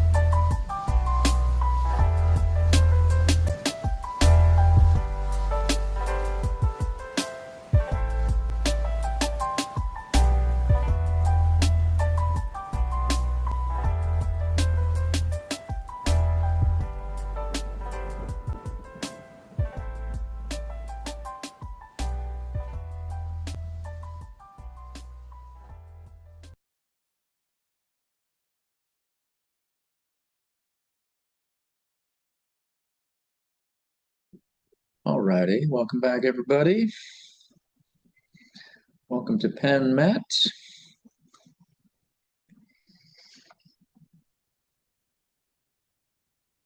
Let's see, David from Penn Met, are you presenting this one? I am. Excellent. Thank you for hopping on a little early, keeping us ahead of schedule. You bet. Open your presentation for you. Of course, it opened on the other screen. Give me a moment. There we go. And I can pass you controls or advance the slides on your behalf, whatever you prefer. I think I'd like you to advance the slides on our behalf. Okay, I can do that. Looks like we are here and ready to go. So you got 12 minutes. Go right ahead whenever you're ready. Okay, very good. Hello, I'm Dave Klipp with the Peninsula Metropolitan Park District, PennMet Parks. PennMet Parks manages over 660 acres of parkland property. This project will expand McCormick Forest Park by constructing a new trailhead and providing a new parking lot. Next slide.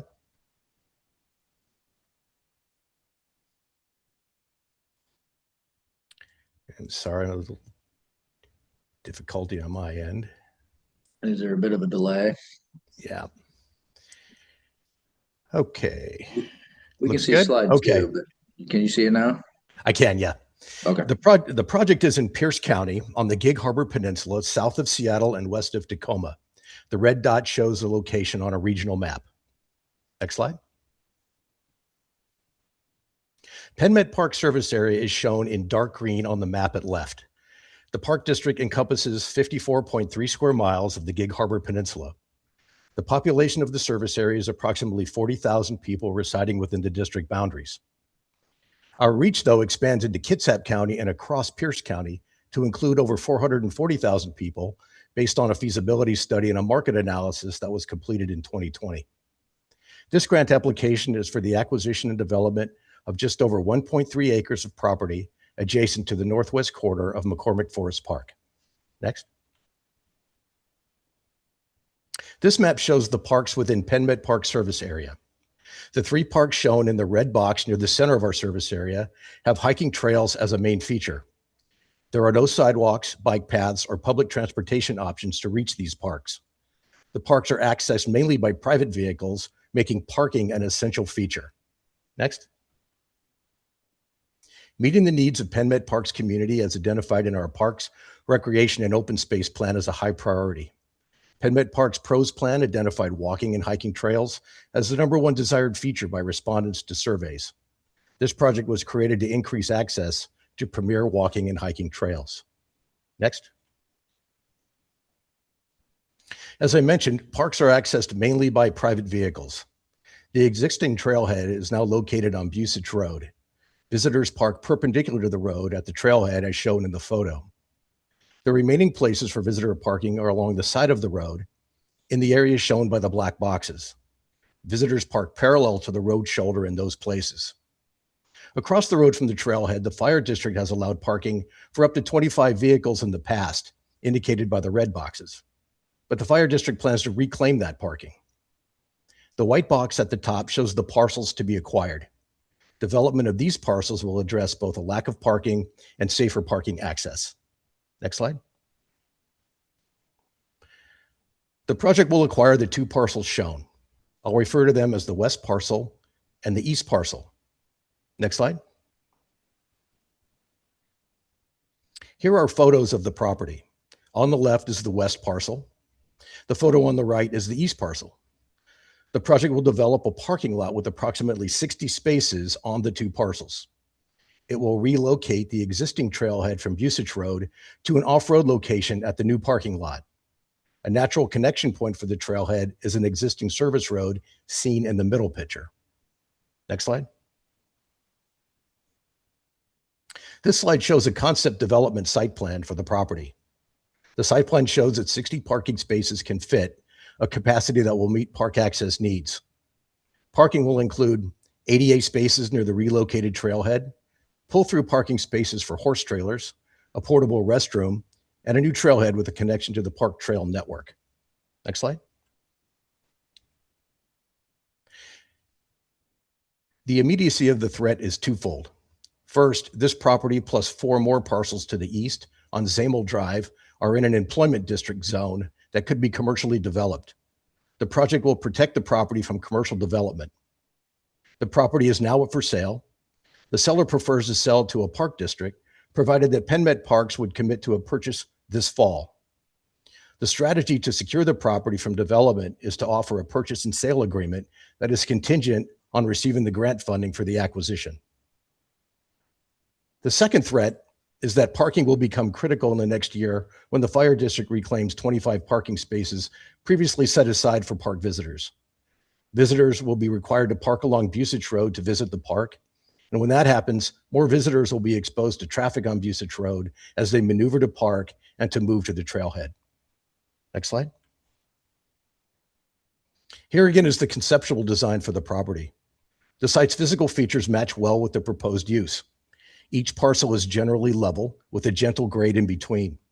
The existing trailhead is already close by and can be readily moved off of Busich Road and onto the new property. The property can accommodate the parking that meets the need. The west parcel has a community water well near the southern boundary.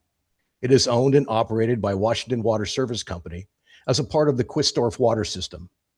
A restrictive covenant on the property establishes a protective circular area around the well with a 100-foot radius.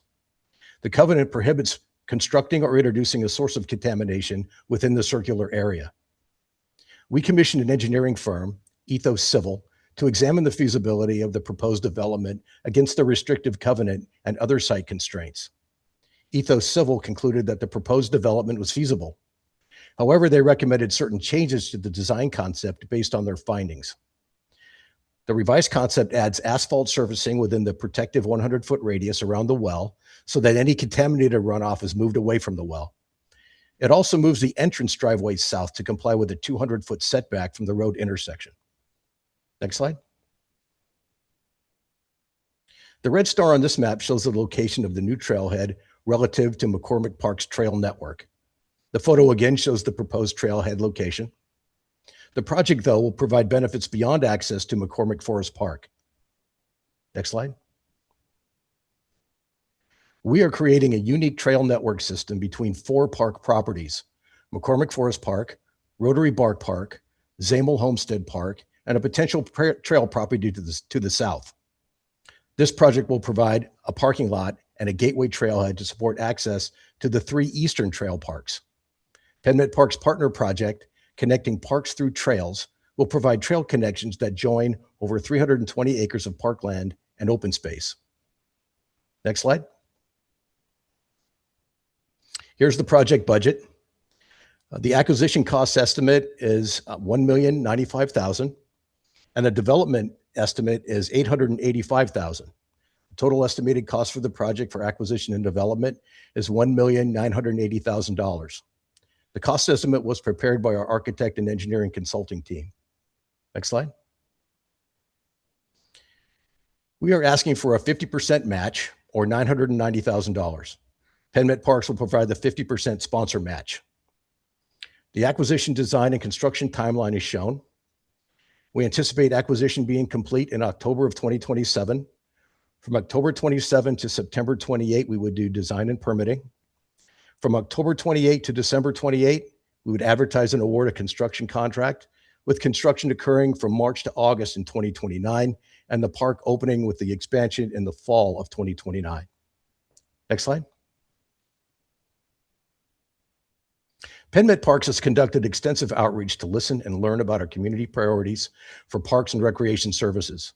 Feedback is reflected in the district's 5-year strategic plan and in the comprehensive 6-year PROS plan. Both plans were finalized and adopted in 2023. Through these processes, we learned that one visits a park to be close to nature, for personal fitness, and to spend time with friends and family.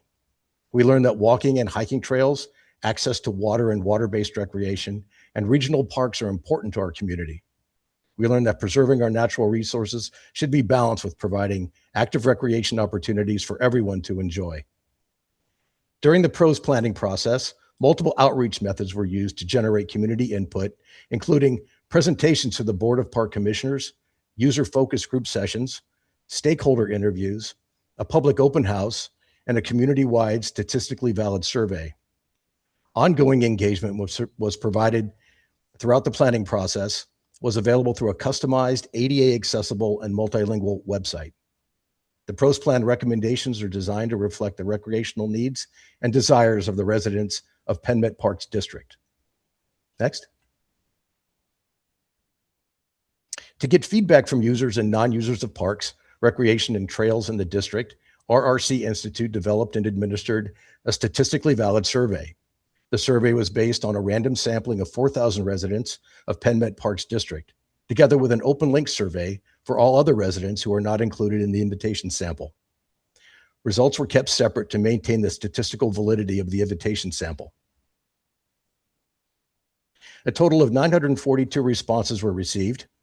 The invitation sample closed with 273 completed surveys, and the open link version closed with 669 completed surveys. Survey results have a plus or minus 5.9% margin of error. Of 19 amenity categories considered by respondents, the top 3 are shown. Walking and hiking trails were rated as the most important amenity, with nearly 75% saying it is very important. Next slide. We've received many letters of support for acquisition of this property for public access. This project has been vetted with community members and groups, local government, state legislature, and conservation organizations. There is strong support, including from the City of Gig Harbor, Great Peninsula Conservancy, Pierce Conservation District, Washington State 26th Legislative District, Peninsula School District, Visit Gig Harbor, Pierce County, Gig Harbor Chamber of Commerce, and Visit Tacoma Pierce County. Penn Met Parks works with GPC and Pierce Conservation District to conserve land for parks. We have a formal partnership agreement with Peninsula School District and also work with Harbor Wild Watch, who inspires stewardship through education and environmental monitoring. Next slide. The project's location and design support Penn Met Parks' sustainability goals in the following ways. By avoiding parking alternatives that would disturb the forest at McCormick or Rotary Bark Park, far fewer trees will be removed if we develop parking on these parcels. We estimate that 16 conifer and deciduous trees will be removed for parking development. The concept design will plant 24 new trees. By incorporating low impact and green stormwater management into the design, these design features may include stormwater treatment cells, rain gardens, bioswales, and bioretention cells alone or in combination. By including landscaping with native species, removal of invasive species, and preservation of the existing forest. And finally, by allowing more visitors to access these pristine parks. By doing so, the benefits of physical activity, social connections, and community education will be enjoyed by more people. Next. For cost efficiencies, the development plan will reuse an existing paved driveway to provide parking access. We cannot avoid some asphalt paving to comply with the restrictive well covenant. Parking and vehicle travel services will primarily be compacted gravel. Gravel parking is 50 to 70% less expensive than a paved lot and more appropriate for natural parks. The property already has power and water available on the site, saving on the cost of bringing in new utilities. Next. And that concludes my presentation with a picture of a forest trail in McCormick Forest Park. Thank you for your attention. Great. Thank you, Dave. Appreciate that. All right. Any questions from the committee or anything you need to clarify about this one?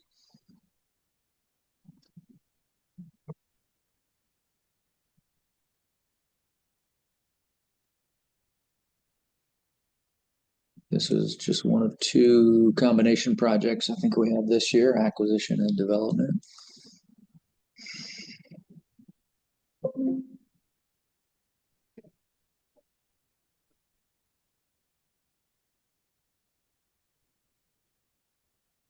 All right. Seeing any hands, I think you must have done a nice job covering all the criteria, so appreciate that. Okay, very good. Thank you all for your attention. Appreciate it. Yeah, thank you. Have a good afternoon. Okay, bye now.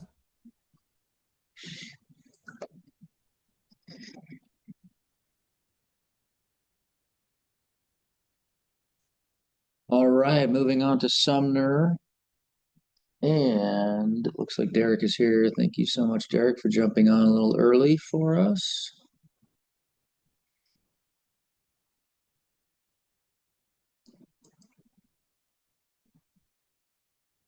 Pull this presentation up for you. There you are. Good afternoon. All right, I'll launch this, and I can advance the slides for you or give you control, whatever you prefer.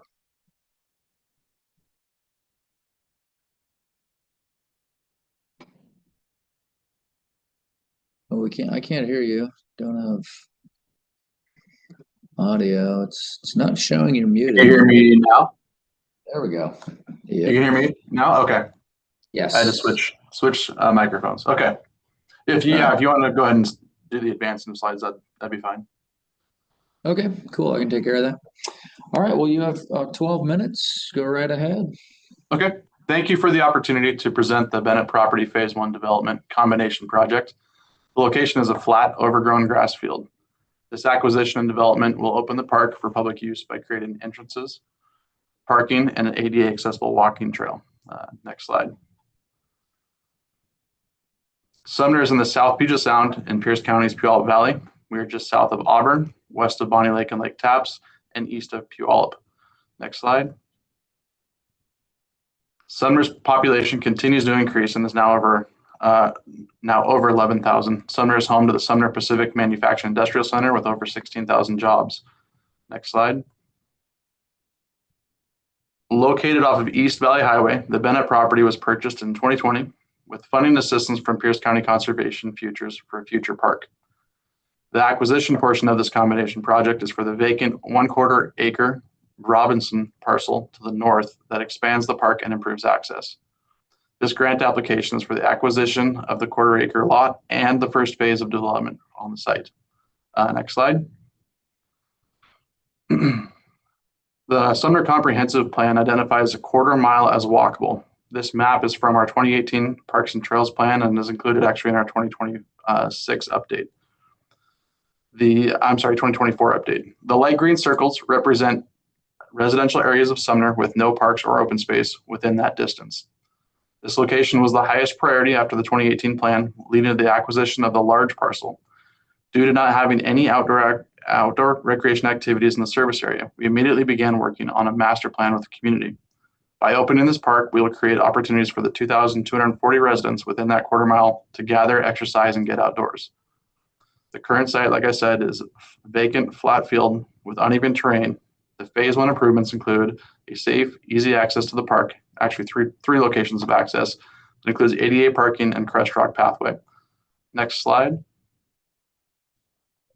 During our master plan process, the community was asked which amenities they were most excited to see.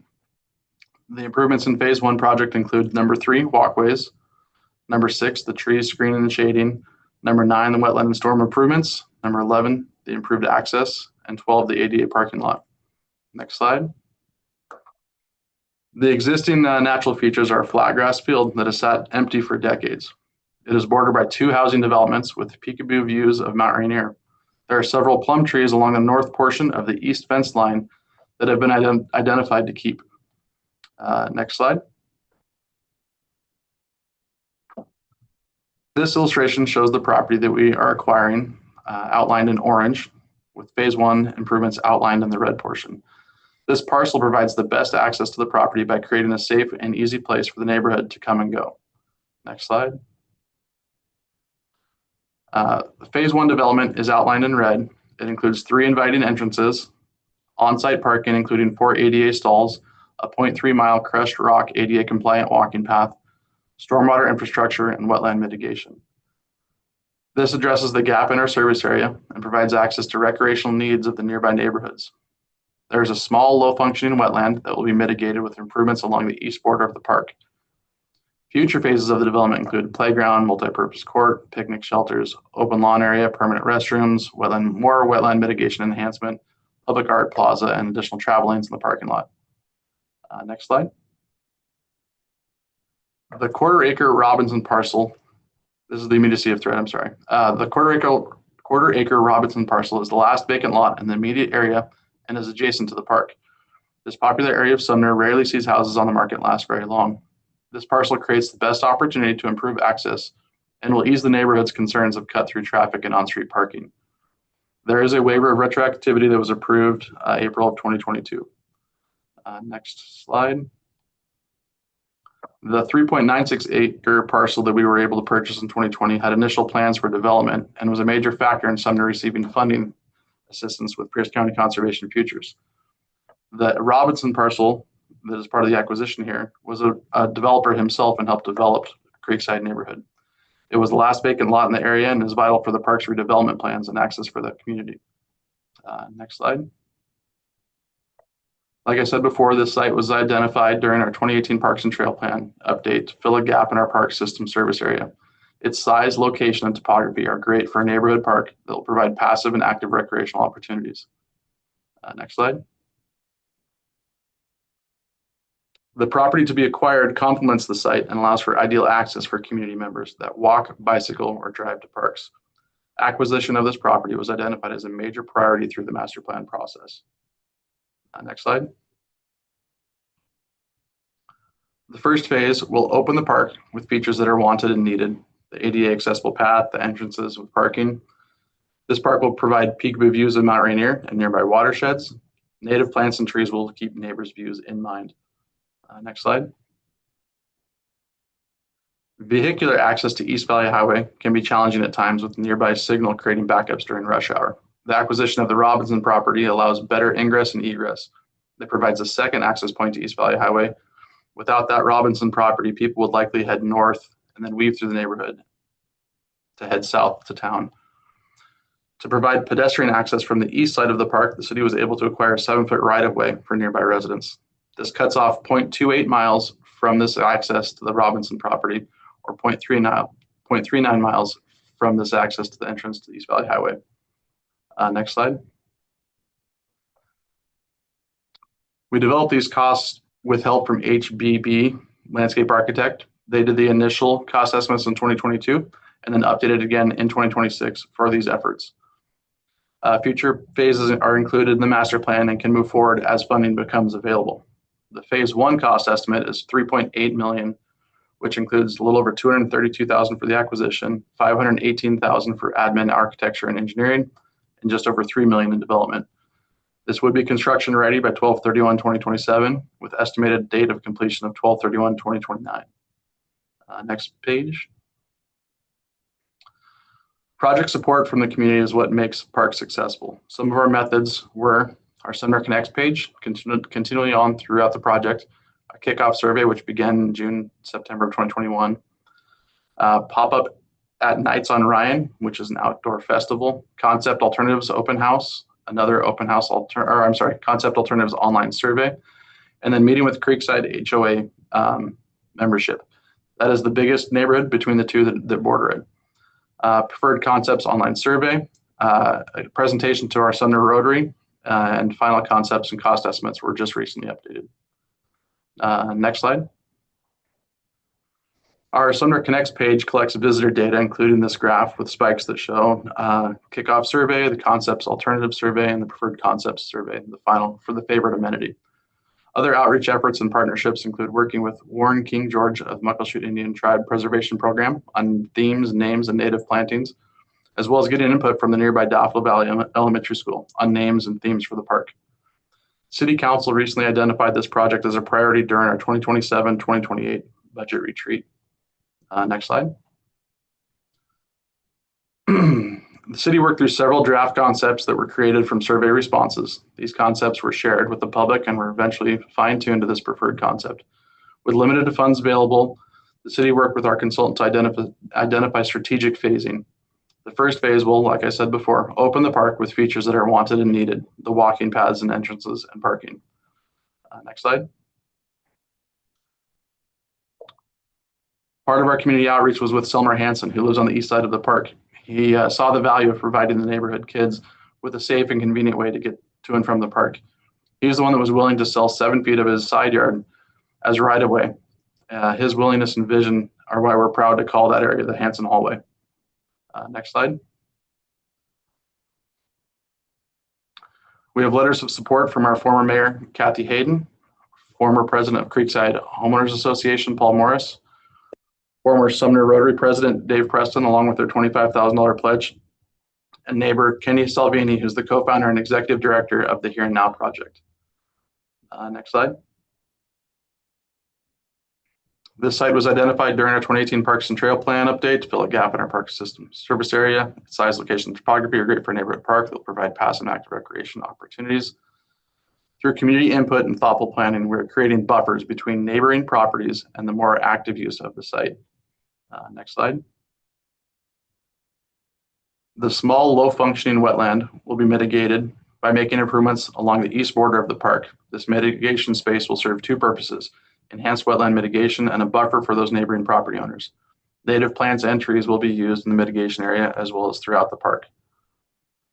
The property that we are acquiring complements the site and allows for ideal access for community members to arrive by walking, bicycle, or driving. The improvements create opportunities to gather, exercise, and enjoy being outdoors. Though not part of this request, the water and sewer infrastructure will be installed now for future phases that include the permanent restroom and additional irrigation areas.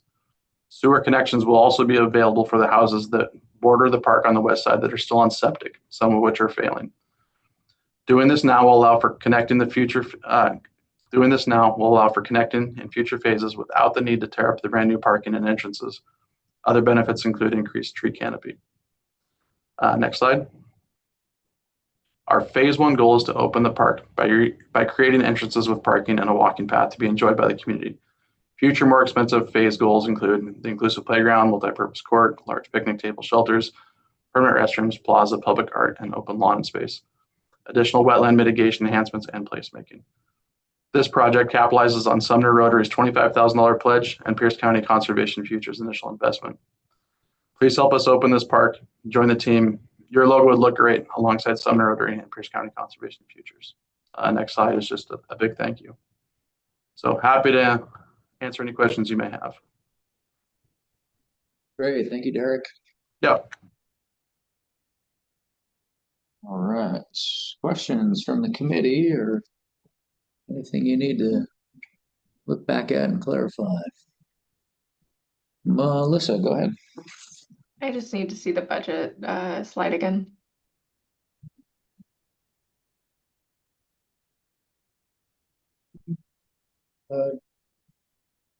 There isn't one with a bunch of budget numbers. Yeah, that wasn't. Yeah. Just has the breakdown. Okay, cool. I thought maybe it was me.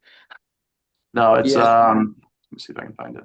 There are numbers in the Prism system on the left side of the review system has the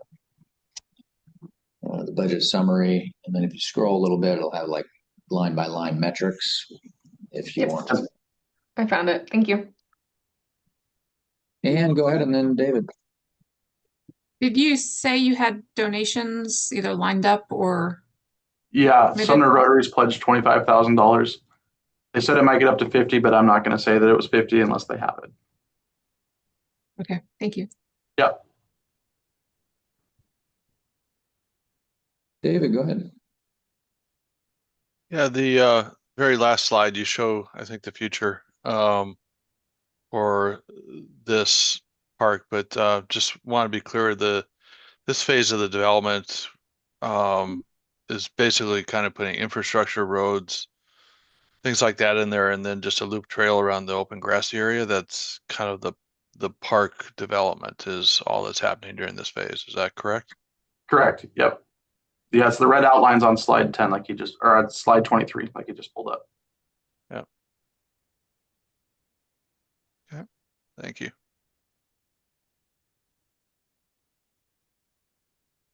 Thanks. Other questions or clarifications needed?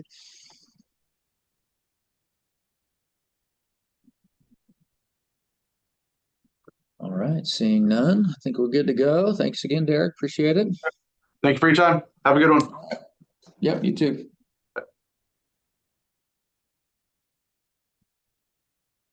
Okay, let's see. Continue to be quite a bit ahead of schedule. I'm not sure. So I know Puyallup and Shawila are both planning to come early, but I don't know if they're planning to come this early. So we do have a little break scheduled. Let's go ahead and take, let's see who's, let me look who's here. Hey, Cody. Carl, Puyallup said they could be here at 3. Okay, good. Well, all right, let's do that. So that gives us about 20 minute break. Puyallup at 3, we'll reach out to Chihuahua and see if they can come even earlier. Mary, you got a question? Yeah, one of the sheets that I have shows Ilwaco, City of Ilwaco for Black Lake Park. Has that been withdrawn? Or they're on another day. Yeah, the date on this is 8/4. So it might be just an old version that I printed out. Yeah, this was, I have a 8/13. I'm not sure what happened with, but I'll check it out. It's not Yeah. on for today, but I'll see if they're coming up on another day or something. Okay, no problem. They might have had to, like originally got scheduled and had to change the day they were coming or dropped out or something. No problem. Yeah, Carl, I think they did drop out. Oh, they did? Okay, thank you, Tessa. So they just pulled the project altogether. Maybe they lost their match or, who knows, things happen, right? So. All right, anything else? Okay, we'll come on back at 3. We'll continue on with Puyallup. Thanks.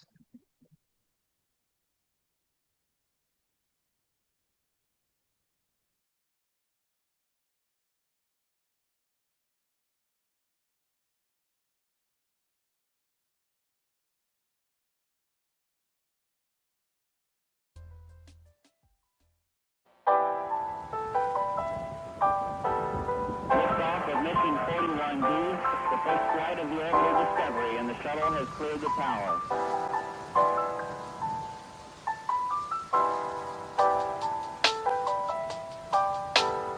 Every 4 computers now have primary control of critical vehicle functions.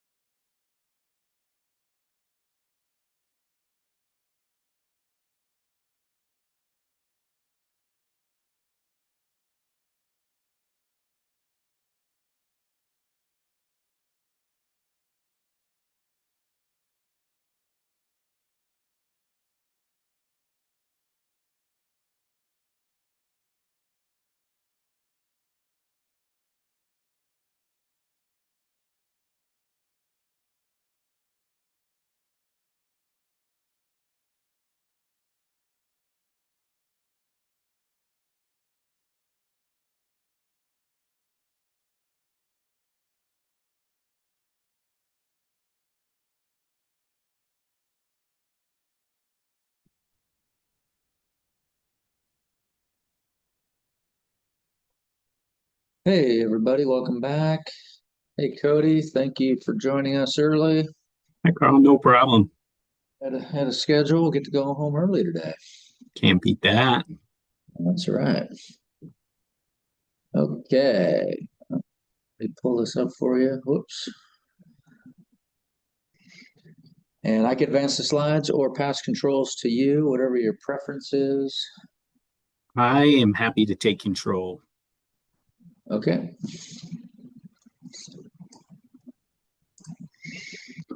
There we go, Bradley Lake.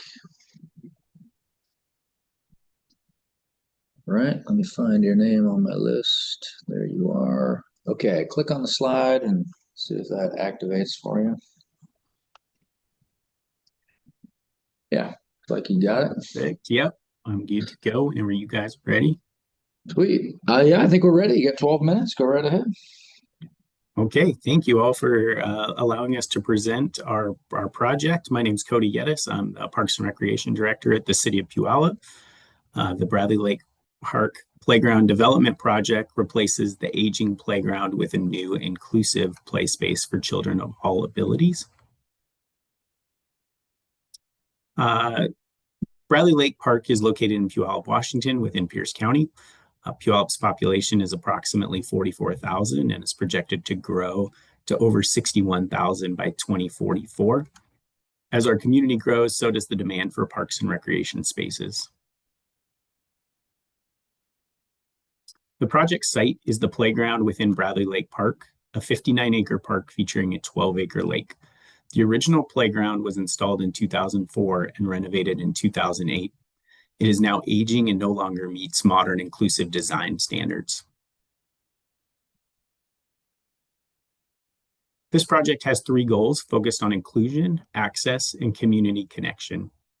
Foster shared experience through inclusive cooperative play, expand accessibility for children of all abilities, and incorporate community input into the final design. This project expands recreation opportunities at Bradley Lake Park by providing accessible, self-directed, sensory-rich, and social play experiences. A review of our recreation opportunities within 5-mile radius shows limited access to inclusive and accessible playgrounds. The nearest comparable accessible playgrounds are Rainier View Park and Loyalty Park in Sumner, approximately 5 to 6 miles away. About 20 school playgrounds are within the service area, but they are typically closed outside of the school hours and the gates are locked, limiting consistent public access. Bradley Lake Park is one of Puyallup's most popular parks with approximately 114,000 annual visitors based on a 2025 Cobalt research study using cell phone data. Its location near residential neighborhoods supports consistent daily use with peak playground demand after school, on weekends, during school breaks, and during park sporting events. Bradley Lake Park serves families across Pierce County, so countywide data demonstrates the broader need for inclusive recreation. Approximately 13.3% of Pierce County residents live with a disability, including 5.5% of children ages 5 to 17, and nearly 2,000 children are enrolled in DDA services, demonstrating a strong need for inclusive community play spaces. The 2026 Puyallup Pros Plan survey identified 3 top community priorities: maintaining existing parks, preserving wildlife habitat and open spaces, and upgrading existing parks. This project aligns directly with those priorities by improving an existing playground within its current footprint and enhancing safety, accessibility, and play value. The project supports key city parks, recreation, and open space plan policies by improving access through inclusive design, expanding diverse recreation opportunities, and incorporating community input throughout the final design. After more than 20 years of use, the playground equipment is weathered and deteriorating and no longer meets current inclusive design standards. Limited inclusive and sensory play features restrict meaningful play opportunities for all users. The current surfacing is worn and not fully accessible for children using mobility devices. The accessible ramp is too close to the parking lot, creating a safety concern at the site entrance. Swings are the most popular feature, but limited capacity leads to overcrowding and displace engineered wood fiber chip surfacing. Improvements include poured-in-place rubber surfacing, updated play equipment, and improved accessibility to support safe and inclusive play. A dedicated swing zone will improve safety and organization in this high-use area, and the design provides accessible, self-directed, sensory-rich, and social play opportunities for children of all abilities. All improvements will remain within the existing playground footprint, with no major changes to surrounding park areas, and no land acquisition is proposed. The accessible ramp has been relocated further from the parking lot while maintaining direct ADA access to the play structure.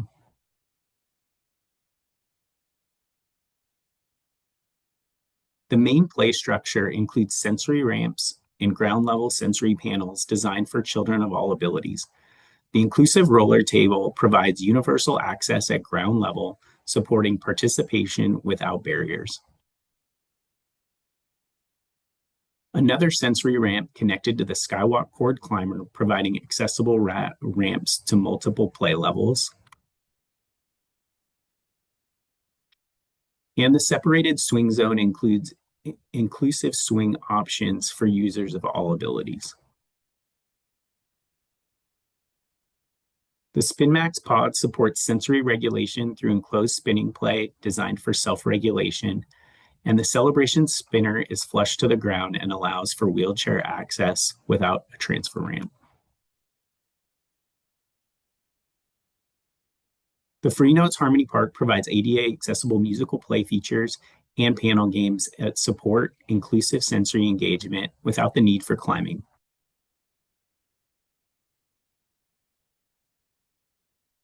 This design responds to the identified need by improving access to inclusive play within a highly used community park. It remains within the existing site footprint, preserving open space and avoiding environmental impacts from expansion. The layout improves circulation, organization, and safety through defined play zones, clearer pathways, and accessible surfacing. Construction costs are estimated around $1.038 million based on our May 2026 vendor estimate. Including the site prep and cultural resources costs, the total estimated project cost is approximately $1.126 million. We are requesting $500,000 from RCO, and the city will provide the remaining $626,000 as the local match. Community engagement methods included a public survey, 2 in-person open houses with paper copies of the survey for those with limited internet access, social media outreach, council and commission presentations, poster boards displayed at the park, and flyers posted on the community bulletin boards.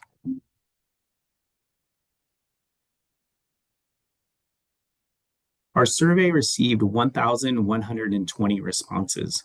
91% supported moving forward with playground development, 90% were satisfied with the variety of play and challenge level, and 87% rated the playground design positively. An important part of this project is the history behind the existing playground known as Savannah's Place. The 2008 renovation was made possible through Karen Vinovich's efforts to raise awareness and secure donations to create an inclusive play space inspired by her daughter, Savannah.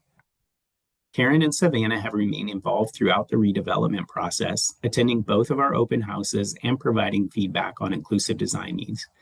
Karen was able to connect us with other families and members of the disability community to gather additional feedback. To honor this history, the city is planning to include a commemorative plaque recognizing Karen and Savannah's contribution and the origins of Savannah's Place.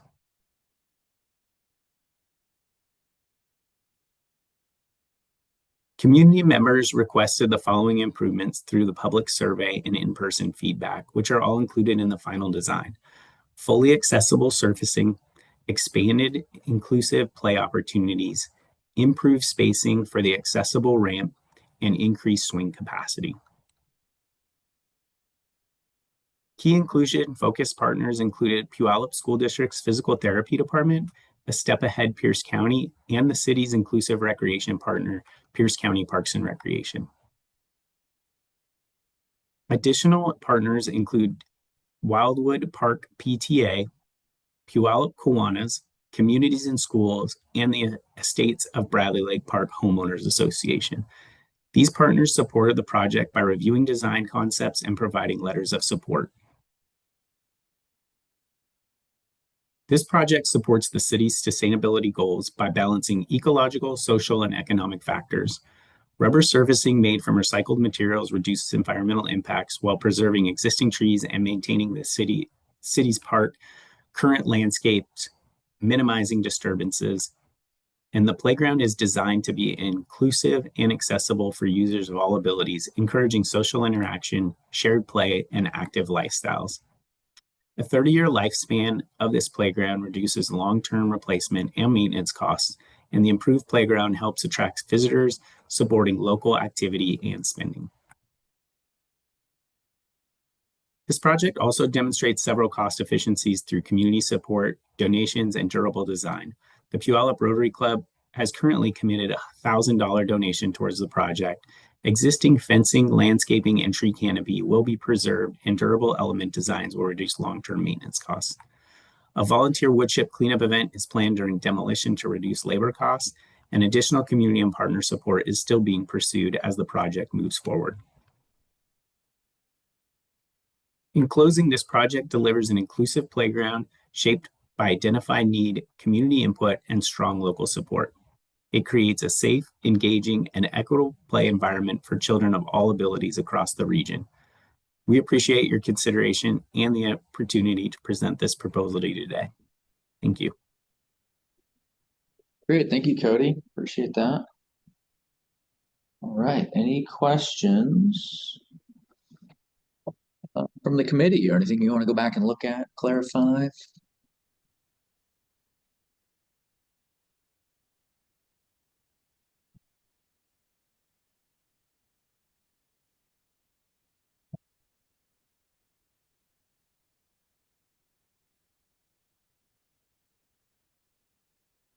I had this territory when I first started here at RCO. This was one of my first inspections way back, and don't realize that time sneaks up on you. Oh wait, it is 20 years old. And hard to believe that it's that old. Yeah.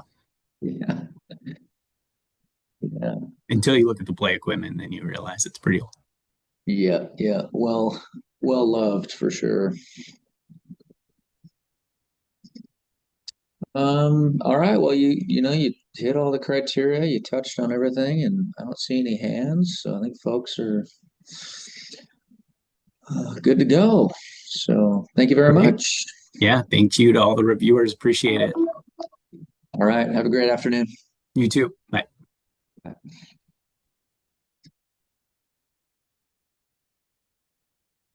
Okay, let's see. Is someone here from Chewelah? I know we reached out hoping you might be able to come early.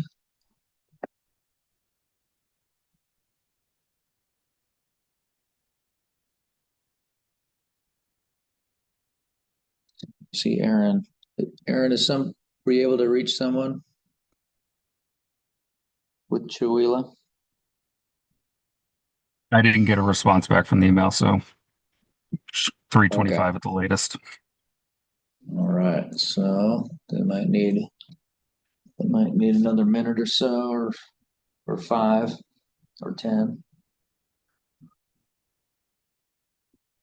Let's see.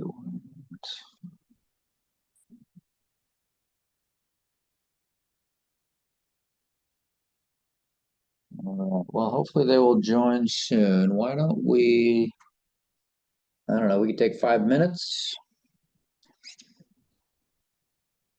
Come on back and we'll see if they're here. Let's just, or 6, we'll say 3:20. All right, thanks everyone.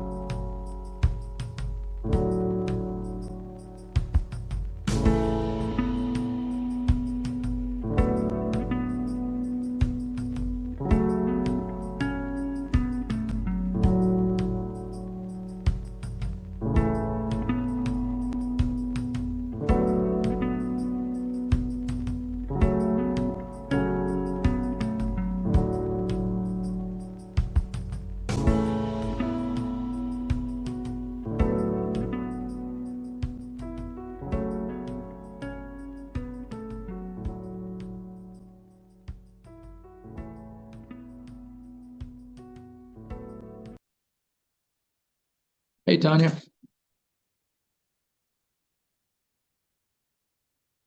Can you hear me okay?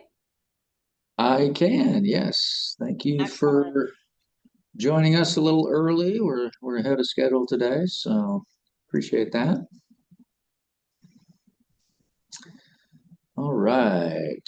You are our closer for day 2. Okay. Can I ask if you're going to kind of man my slides for me? I'm happy to do that. I can advance the slides or I can pass you control. What would you prefer? Oh, you can pass me control. That is fine. Okay. Can you see your PowerPoint okay now? I can. Let me just test. Great. Now, okay, go ahead and click on the screen and that should give you control. Okay, I'm clicking on the screen, but There oh, it it's goes. advancing. Can you turn it back? Thank you. Yeah, so there might be just a second or two delay. So when you advance, you might have to wait just a second. But yeah, well, I think we're all here. We're good to go. So whenever you're ready. Okay, I am ready. So hello and thank you. I'm Tanya Wallace, the City Administrator for Tooele, and I'm here to present our Everett Jenny Park Splash Pad project. I also have in the room with me Mike Frizzell, our Public Works Director, in case there are technical questions afterwards that he might be able to answer. So the proposed project is for a new splash pad to replace a dilapidated scout cabin. It will include pathways around and to the splash pad in our largest park, which you can see there on the project.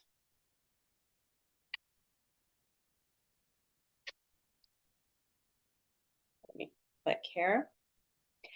We are requesting $500,000 for this project and funding $282,310 from other sources, bringing the total project to $782,310. The goals of the project are to serve as a community gathering place, promote active water play for all ages and abilities, make an attractive destination for visitors and camping guests that camp in our RV park right there on site, encourage inclusive and accommodating engagement, and provide an environmentally sustainable and low-cost maintenance water recreation feature. Looking at the regional location, Tooele is a little town of only about 2,600 people, centrally located in Stevens County, Washington. Stevens County has a total population of less than 50,000, so this is a very remote rural area. But Spokane is approximately a 1-hour drive south of the city. When you look at a project site is located in the Jenny Memorial Park, and you can see here, according to Google Maps, they actually call it the City Park in Tooele. It is the largest of 3 parks that we have. It's a little more than 8 acres. The other 2 parks are very small and have relatively minimal use. Not only is this the primary park and outdoor gathering place for the community, it attracts tourists due to its location right next to Highway 395.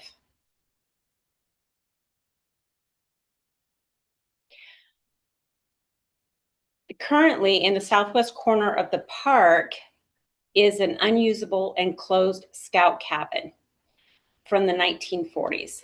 In 2024, the Washington State Historic Preservation evaluated the cabin, and it was determined to not have any historical relevance.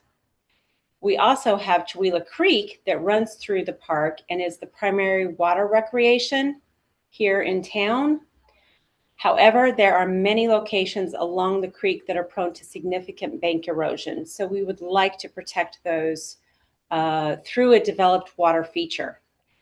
As you can see in the center of the picture and moderately in the other two pictures, there are no walking paths in the park.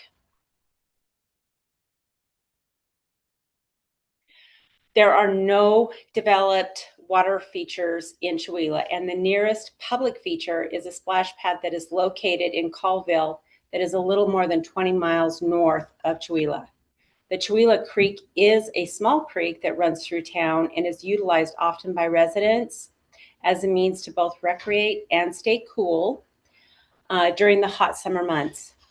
During the summer, the high temperatures range between 76 and 89, but there are many days that it exceeds 90 and even 100 degrees.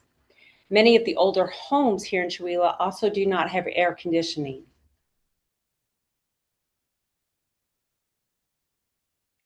There are no trails or pathways in the park. In fact, there are not even sidewalks on the east and north sides of the park. This project would provide pathways around and to the splash pad and be the start of a larger trail and sidewalk plan for the city.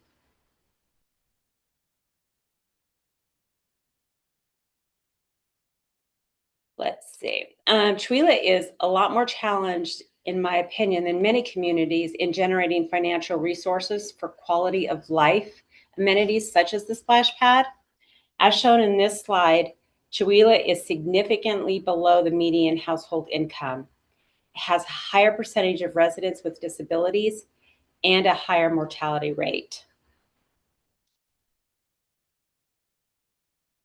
The overall project scope is to demolish the unusable scout cabin with no historical significant relevance and construct an accessible splash pad with pathways to and around it that reflect the heart and the spirit and the culture of the Chihuahua community. The improved gathering place will offer free, fun water recreation for youth and residents while also providing an inviting stop for travelers.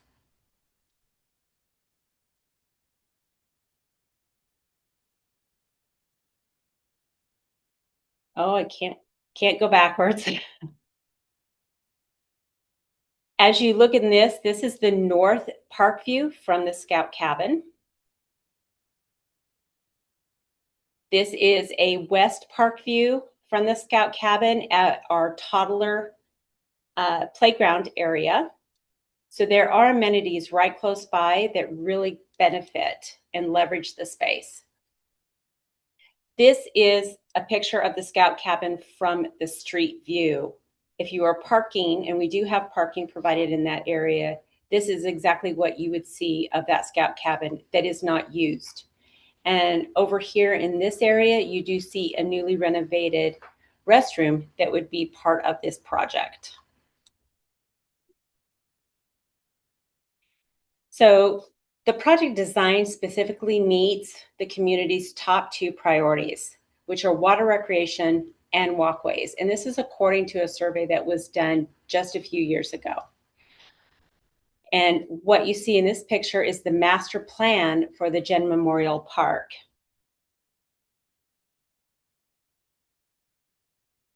Phase 1 of that master plan, which is this project and this application, proposes a design that is uniquely representative of Chihuahua. The project will specifically include accessible pathways from the south and the east of the park. It is named, we want to name it Winding Waters Splash Pad to represent the name of Chihuahua, which is water snakes. And this is an up-close picture of the splash pad that will specifically be designed to feature the meaning of Chewelah with winding and curves. Next to the splash pad will be a misting garden and seating area. The south half of the project site will include a bioswale for natural flooding, bike racks, and opportunities for community-engaged landscaping. The city intends to utilize its recently renovated restrooms and construct an attached pump house to serve the splash pad area. Of course, we envision pathways accessing and meandering all around the project elements. Looking at the budget, the city has assisted with cost estimates from our contract planners. The total cost is estimated to be $782,310, with the grant providing about 64% of the total. The grant is the best opportunity for this community to construct a developed water recreation feature. The city had to demolish its one swimming pool nearly a decade ago due to the inability to finance the necessary repairs to that and the annual maintenance. The city subsequently sold that land and intends on using the proceeds to invest in this splash pad. Since then, the community has been struggling to find the financial means for alternative water recreation. Project engagement, the city used a variety of methods to connect to the small community, including an open house, several presentations to different organizations in the community, polling, and a community survey with 148 responses, which is nearly 10% of the entire population. Many residents continue to voice strong support via social media platforms and direct comments to our elected officials, which is the primary mode of communication in this small community. From the community engagement, there is an overwhelming support for a splash pad, and it is part of the city's updated PROS plan. During the community outreach, water recreation and pathways were identified as the highest priorities. Our biggest supporter is the Chamber of Commerce. However, there are many others that have voiced their support to city efforts to bring the splash pad to Chewelah. While private funding has not yet been pledged for construction, it is common for private donors and volunteers to come forward to assist in funding once we have grant funding in hand. The project will provide a clean, fun, safer alternative to Chewelah while helping prevent our further bank erosion of our creek. Compared with a pool, the splash pad will use less water and rely on existing potable water source in the park with direct-to-drain disposal, not impacting the creek in any way. This approach will reduce maintenance and operating costs by eliminating the need for filtration, circulation, pumping, and disinfection. The natural tree canopy that is there will provide shade and improve the area's sustainability. Individual play elements are also going to make features much easier and more economical to repair and replace over time. Finally, the project will make use of nearby park amenities, including the restrooms and the playgrounds, to maximize the space for everyone.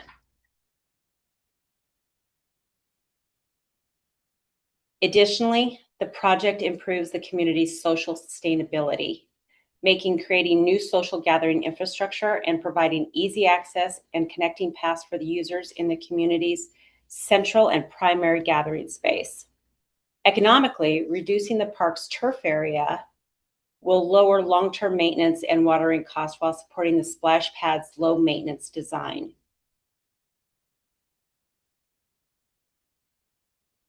Because the city owns the land acquisition costs are not required. The park site also has existing utilities and parking with room to expand parking in the future. The city has secured the required matching funds and can provide labor and utility support. It is also prepared to launch a volunteer program to assist with landscaping, benches, bike racks, and other small park amenities. These efforts are expected to be more successful if grant funding is awarded. A splash pad has been a community priority for more than 10 years, and many local organizations are ready to help move this project forward. So with that, that concludes my presentation, and I'm ready for questions. Thank you. Great. Thank you very much, Tanya. All right. Any questions from the committee? Anything you want to go back and clarify or graphics to look at? Corey, go ahead. Yeah, thank you for the presentation. For your splash pad, is it a pass-through system or is it a recirculating system? It is a pass-through system. Thank you.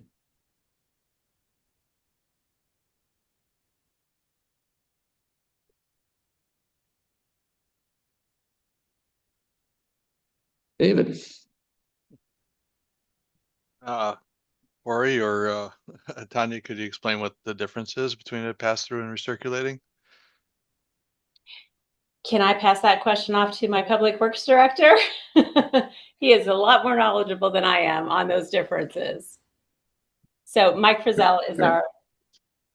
Sure, that's fine. Oh, thanks. So yeah, so the difference in the pass-through, we don't plan on treating the water, having a recirculating process through treated, whether it's UV or chlorinated water. This will go directly from our potable water source through the splash pad to the drain into the sewer system. Does that help? Yeah. Good. Thank you. Thanks. All right. Other questions folks have? All right. Well, you hit on all the criteria. So thank you for that. Thank you for the presentation. Oh, thank you. All right. Well, have a good rest of your afternoon. Thank you. All right. Bye-bye. All right, folks, we have made it to the end of day 2. Committee members and staff, if you want to just hang out for a minute, we can have a wrap-up conversation. But thanks again to our advisory committee for being here and helping us with the scoring and all of our applicants that presented their projects today. Like I mentioned, that's the end of day 2, WWRP, local parks category evaluations. We have 2